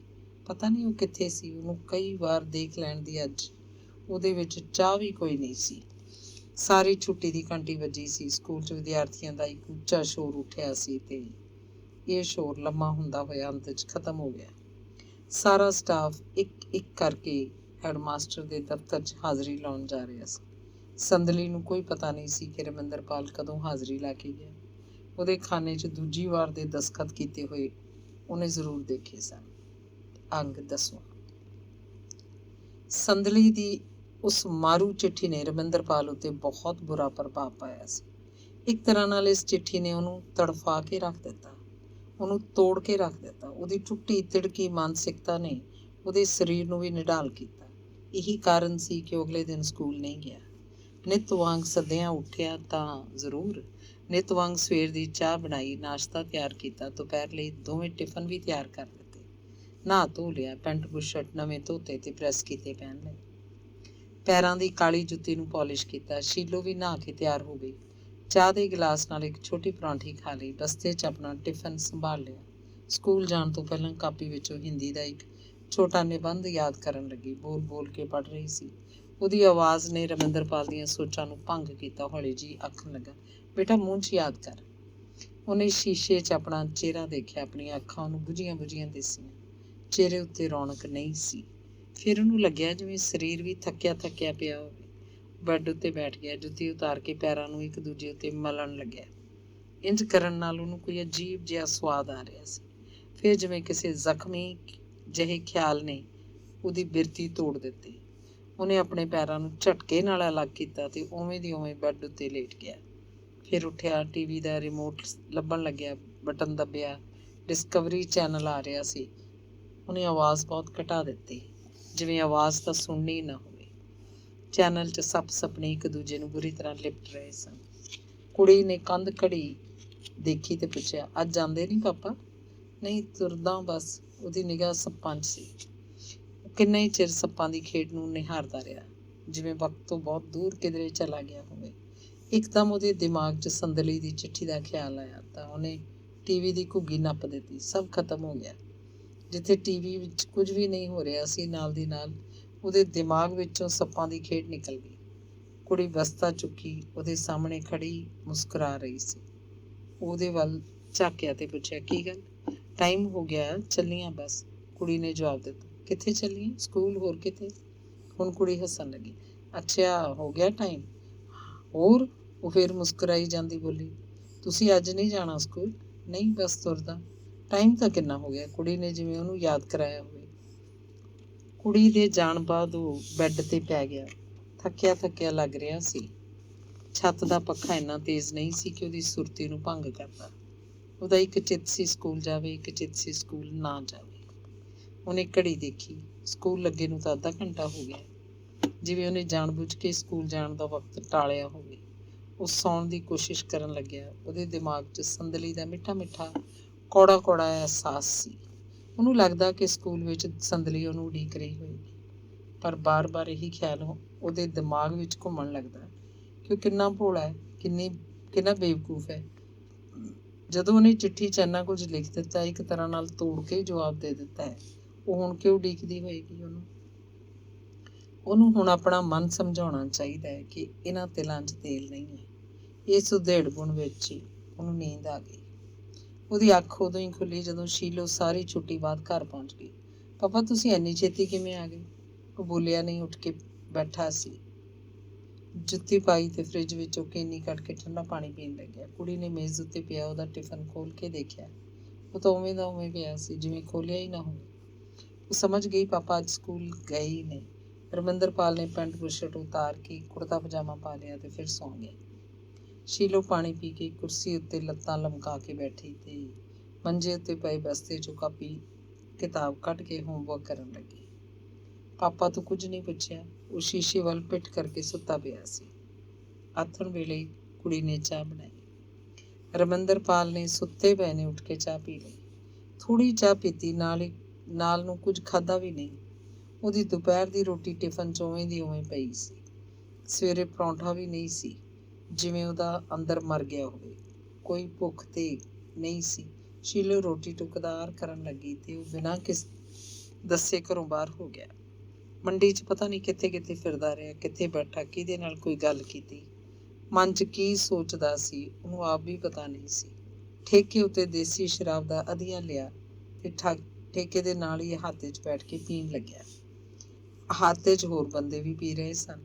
ਉੱਚਾ ਉੱਚਾ ਬੋਲ ਕੇ ਗੱਲਾਂ ਕਰਦੇ, ਭਾਂਡੇ ਖੜਕਦੇ, ਆਮਲੇਟ ਦੀ ਸਲੂਣੀ ਤਿੱਖੀ ਗੰਧ ਮਾਹੌਲ 'ਚ ਪਹਿਲਾਂ ਹੀ ਫੈਲੀ ਹੋਈ ਸੀ। ਪਰ ਰਮਿੰਦਰ ਨੂੰ ਇਹ ਸਭ ਕਾਸੇ ਨਾਲ ਕੋਈ ਲੈਣ ਦੇਣ ਨਹੀਂ ਸੀ। ਉਹਦੇ ਲਈ ਤਾਂ ਸਭ ਇਕਾਂਤ ਸੀ। ਸਿਰ 'ਚ ਗੁਬਾਰ ਸੀ ਤੇ ਬਸ ਸੰਦਲੀ ਦਾ। ਉਹ ਖਾਸਾ ਹਨੇਰੇ ਹੋਏ ਘਰ ਮੁੜਿਆ। ਸਵੇਰ ਦੀ ਸਬਜ਼ੀ ਬਚੀ ਪਈ ਸੀ, ਸੁੱਕੇ ਆਲੂ ਸਨ। ਸ਼ੀਲੂ ਨੇ ਆਪ ਰੋਟੀ ਖਾਧੀ ਤੇ ਪਿਓ ਦੀਆਂ ਰੋਟੀਆਂ ਡੱਬੇ 'ਚ ਰੱਖ ਦਿੱਤੀਆਂ। ਉਹ ਘਰ ਵੜਿਆ ਤਾਂ ਕੁੜੀ ਟੀਵੀ ਦੇਖ ਰਹੀ ਸੀ। ਉਹਨੂੰ ਹੀ ਉਡੀਕ ਰਹੀ ਸੀ, ਨਹੀਂ ਤਾਂ ਉਹ ਸੌਂ ਜਾਣ ਲਈ ਉਬਾਸੀਆਂ ਲੈ ਰਹੀ ਸੀ। ਕਿਚਨ 'ਚ ਰਮਿੰਦਰਪਾਲ ਨੇ ਰੋਟੀਆਂ ਪਈਆਂ ਦੇਖੀਆਂ ਸਨ। ਬਚੀ ਪਈ ਸਬਜ਼ੀ ਦੀ ਕੌਲੀ ਵੀ ਦੇਖੀ ਸੀ, ਪਰ ਰੋਟੀ ਖਾਧੀ ਨਹੀਂ। ਫਰਿੱਜ ਵਿੱਚੋਂ ਕੇਨੀ ਕੱਢ ਕੇ ਠੰਡਾ ਪਾਣੀ ਜ਼ਰੂਰ ਪੀਤਾ ਤੇ ਡਕਾਰ ਮਾਰ ਕੇ ਬੈੱਡ ਉੱਤੇ ਆ ਪਿਆ। ਕੁੜੀ ਵੱਲ ਪਿੱਠ ਕਰ ਲਈ। ਉਹਦੇ ਵੱਲ ਝਾਕੀ ਤੇ ਟੀਵੀ ਬੰਦ ਕਰ ਦਿੱਤਾ। ਪੱਖਾ ਤੇਜ਼ ਕਰਕੇ ਫਿਰ ਲਾਈਟਾਂ ਵੀ ਬੁਝਾ ਦਿੱਤੀਆਂ ਗਈਆਂ ਤੇ ਪੈ ਗਈ। ਅੰਗ 11ਵਾਂ। ਅਗਲੇ ਦਿਨ ਉਹਨੂੰ ਸਵੇਰੇ 3 ਵਜੇ ਜਾਗ ਆ ਗਈ। ਇੱਧਰ ਉੱਧਰ ਪਾਸੇ ਮਾਰ ਕੇ ਉਹਨੇ ਬਥੇਰਾ ਦੁਬਾਰਾ ਸੌਣ ਦੀ ਕੋਸ਼ਿਸ਼ ਕੀਤੀ, ਪਰ ਨਹੀਂ, ਉਹਨੂੰ ਉੱਠਣਾ ਹੀ ਪਿਆ। ਫਰਿੱਜ ਵਿੱਚੋਂ ਦੁੱਧ ਕੱਢ ਕੇ ਉਹਨੇ ਚਾਹ ਬਣਾ ਲਈ। ਚਾਹ ਪੀ ਕੇ ਫਲੱਸ਼ ਜਾਂਦਿਆਂ ਕਰਦਿਆਂ ਉਹਨੂੰ 4 4:30 ਵੱਜ ਗਏ। ਗਲੀ 'ਚ ਲੋਕਾਂ ਦੀ ਆਵਾਜਾਈ ਸ਼ੁਰੂ ਹੋ ਚੁੱਕੀ ਸੀ। ਹੁਣ ਕੀ ਕਰਦਾ? ਮੁੜ ਕੇ ਸੌਣ ਦਾ ਕੋਈ ਮਤਲਬ ਨਹੀਂ ਸੀ। ਉਹ ਘਰੋਂ ਬਾਹਰ ਹੋਇਆ ਤੇ ਸਟੇਸ਼ਨ ਉੱਤੇ ਆ ਕੇ ਬੇਮਤਲਬ ਜਿਹਾ ਹੀ ਪਲੇਟਫਾਰਮ ਉੱਤੇ ਘੁੰਮਣ ਲੱਗ ਪਿਆ। ਪਲੇਟਫਾਰਮ ਉੱਤੇ ਸੁੰਨਸਰਾਂ ਸੀ, ਕੋਈ ਗੱਡੀ ਆਉਣ ਵਾਲੀ ਨਹੀਂ ਹੋਏਗੀ, ਇਸ ਲਈ ਬੰਦਾ ਤੀਵੀਂ ਵੀ ਇੱਧਰ ਉੱਧਰ ਕਿਧਰੇ ਨਹੀਂ ਸਨ ਬੈਠੇ। ਉਹਨੂੰ ਲੱਗਿਆ ਉਹਦੀ ਆਪਣੀ ਜ਼ਿੰਦਗੀ ਦਾ ਇੱਕ ਸੁੰਨਾ ਪਲੇਟਫਾਰਮ ਹੈ। ਉਹਦੇ ਨਾਲ ਸਫ਼ਰ ਕਰਨ ਵਾਲਾ ਕੋਈ ਨਹੀਂ, ਕੋਈ ਗੱਡੀ ਵੀ ਨਹੀਂ ਆ ਰਹੀ ਜਿਸ ਉੱਤੇ ਚੜ੍ਹ ਕੇ ਉਹ ਇਕੱਲਾ ਹੀ ਦੂਰ ਕਿਧਰੇ ਚਲਿਆ ਜਾਵੇ। ਗੱਡੀ ਦੀਆਂ ਲਾਈਨਾਂ ਖਾਲੀ ਪਈਆਂ ਹਨ। ਇਹਨਾਂ ਲਾਈਨਾਂ ਉੱਤੇ ਕਦੇ ਕੋਈ ਗੱਡੀ ਨਹੀਂ ਆਏਗੀ। ਪਲੇਟਫਾਰਮ ਦੇ ਕਿਨਾਰੇ ਇੱਕ ਬੈਂਚ ਉੱਤੇ ਉਹ ਜਾ ਬੈਠਾ। ਬੈਂਚ ਉੱਤੇ ਕਲਪਨਾ ਦੇ ਸੁੱਕੇ ਪੱਤੇ ਖਿਲਰੇ ਪਏ ਸਨ। ਬੈਂਚ ਦੀ ਹਾਲਤ ਵੀ ਉਜਾੜ ਜਿਹੀ ਸੀ। ਪੱਤੇ ਉਹਨੇ ਪਰੇ ਹਟਾਏ ਤੇ ਬੈਠ ਗਿਆ ਸੀ। ਪੂਰਬ ਵੱਲ ਖਾਸਾ ਚਾਨਣ ਤਾਂ ਉੱਭਰ ਆਇਆ ਸੀ, ਪਰ ਉਹਦਾ ਘਰ ਮੁੜਨ ਉੱਤੇ ਜੀ ਨਹੀਂ ਸੀ। ਫਿਰ ਵੀ ਕੁੜੀ ਦਾ ਖਿਆਲ ਕਰਕੇ ਉਹਦੇ ਕਦਮ ਗਲੀ ਵੱਲ ਵਧਣ ਲੱਗੇ। ਉਹਨੇ ਸਕੂਲ ਜਾਣਾ ਹੈ। ਉਹਨੇ ਫੈਸਲਾ ਕੀਤਾ ਕਿ ਅੱਜ ਵੀ ਉਹ ਸਕੂਲ ਨਹੀਂ ਜਾਏਗਾ। ਉਹ ਸੰਦਲੀ ਦੇ ਮੱਥੇ ਨਹੀਂ ਲੱਗਣਾ ਚਾਹੁੰਦਾ। ਉਹ ਵਾਪਸ ਘਰ ਮੁੜਿਆ ਤਾਂ ਸ਼ੀਲੋ ਨਿੱਕੇ ਨਿੱਕੇ ਹੱਥਾਂ ਨਾਲ ਰਾਤ ਨੂੰ ਗੁੰਨ ਕੇ ਰੱਖੇ ਆਟੇ ਦੀਆਂ ਨਿੱਕੀਆਂ ਨਿੱਕੀਆਂ ਪਰਾਂਠੀਆਂ ਪਕਾ ਰਹੀ ਸੀ। ਉਹਦੀ ਕੁੜੀ ਉੱਤੇ ਤਰਸ ਆਇਆ ਤੇ ਆਪਣੇ ਆਪ ਨਾਲ ਗਿਲਾਨੀ ਹੋਣ ਲੱਗੀ। ਕੋਈ ਹੋਵੇ ਤਾਂ ਕੁੜੀ ਨੂੰ ਰਸੋਈ ਦਾ ਕੰਮ ਕਾਹਨੂੰ ਕਰਨਾ ਪਵੇ। ਰੱਬ ਵੈਰੀ ਨੇ ਕੀਤੀਆਂ, ਉਹ ਆਪਣੀ ਕਿਸਮਤ ਉੱਤੇ ਝੂਰ ਰਿਹਾ ਸੀ। ਕੱਪੜੇ 'ਚ ਪਰਾਂਠੀਆਂ ਵਲੇਟ ਕੇ ਚਾਹ ਧਰਦੀ ਸ਼ੀਲੋ ਨੇ ਪੁੱਛਿਆ, ਪਾਪਾ ਤੁਹਾਡੇ ਟਿਫਨ 'ਚ ਪਰਾਂਠੀਆਂ ਪਾ ਦੇ? ਨਹੀਂ, ਮੈਂ ਆਪੇ ਪਾ ਲੂੰਗਾ। ਤੂੰ ਆਪਣਾ ਟਿਫਨ ਤਿਆਰ ਕਰ ਲੈ, ਇੱਕ ਪਰਾਂਠੀ ਚਾਹ ਨਾਲ ਵੀ ਖਾ ਲੈ। ਮੇਰੀਆਂ ਪਰਾਂਠੀਆਂ ਡੱਬੇ 'ਚ ਹੀ ਪਈਆਂ ਰਹਿਣ ਦੇ, ਉਹਨੇ ਜਵਾਬ ਦਿੱਤਾ। ਕੁੜੀ ਸਕੂਲ ਚਲੀ ਗਈ ਤਾਂ ਉਹਨੇ ਇੱਕ ਪਰਾਂਠੀ ਚਾਹ ਨਾਲ ਖਾ ਲਈ। ਪੱਖਾ ਛੱਡ ਕੇ ਟੈਲੀਵਿਜ਼ਨ ਵੇਖਣ ਲੱਗਿਆ। ਸਕੂਲ ਜਾਣ ਦਾ ਉਹਦਾ ਭੋਰਾ ਵੀ ਚਿੱਤ ਨਹੀਂ ਸੀ। ਸਕੂਲ ਉਹਦੇ ਲਈ ਸੰਦਲੀ ਸੀ ਤੇ ਉਹ ਸੰਦਲੀ ਨੂੰ ਵੇਖਣਾ ਨਹੀਂ ਚਾਹੁੰਦਾ ਸੀ। ਜਿਸ ਔਰਤ ਨੂੰ ਉਹਨੇ ਇੰਨਾ ਪਿਆਰ ਕੀਤਾ ਹੁਣ ਉਹਦੀ ਨਹੀਂ ਸੀ। ਆਪਣੇ ਸਰੀਰ ਨੂੰ ਕਿਸੇ ਹੋਰ ਦੀ ਅਮਾਨਤ ਸਮਝਦੀ ਸੀ। ਉਹਦੇ ਮੱਥੇ ਲੱਗਣਾ ਉਹਦੇ ਲਈ ਕਿੰਨਾ ਕੁ ਵਾਜਬ ਹੋਏਗਾ। ਘਰ ਵਿੱਚ ਬੋਤਲ ਪਈ ਰਹਿੰਦੀ ਸੀ। ਕੁੜੀ ਦੇ ਸਕੂਲ ਜਾਣ ਬਾਅਦ ਉਹ ਪੀਣ ਲੱਗਿਆ। ਇੱਕ ਪੈਗ, ਦੋ ਪੈਗ, ਉਹਦੇ ਲਈ ਪੈਗਾਂ ਦੀ ਗਿਣਤੀ ਨਹੀਂ ਸੀ। ਉਹਦੇ ਲਈ ਆਪਣੀ ਜ਼ਿੰਦਗੀ ਦਾ ਸਵਾਲ ਸੀ।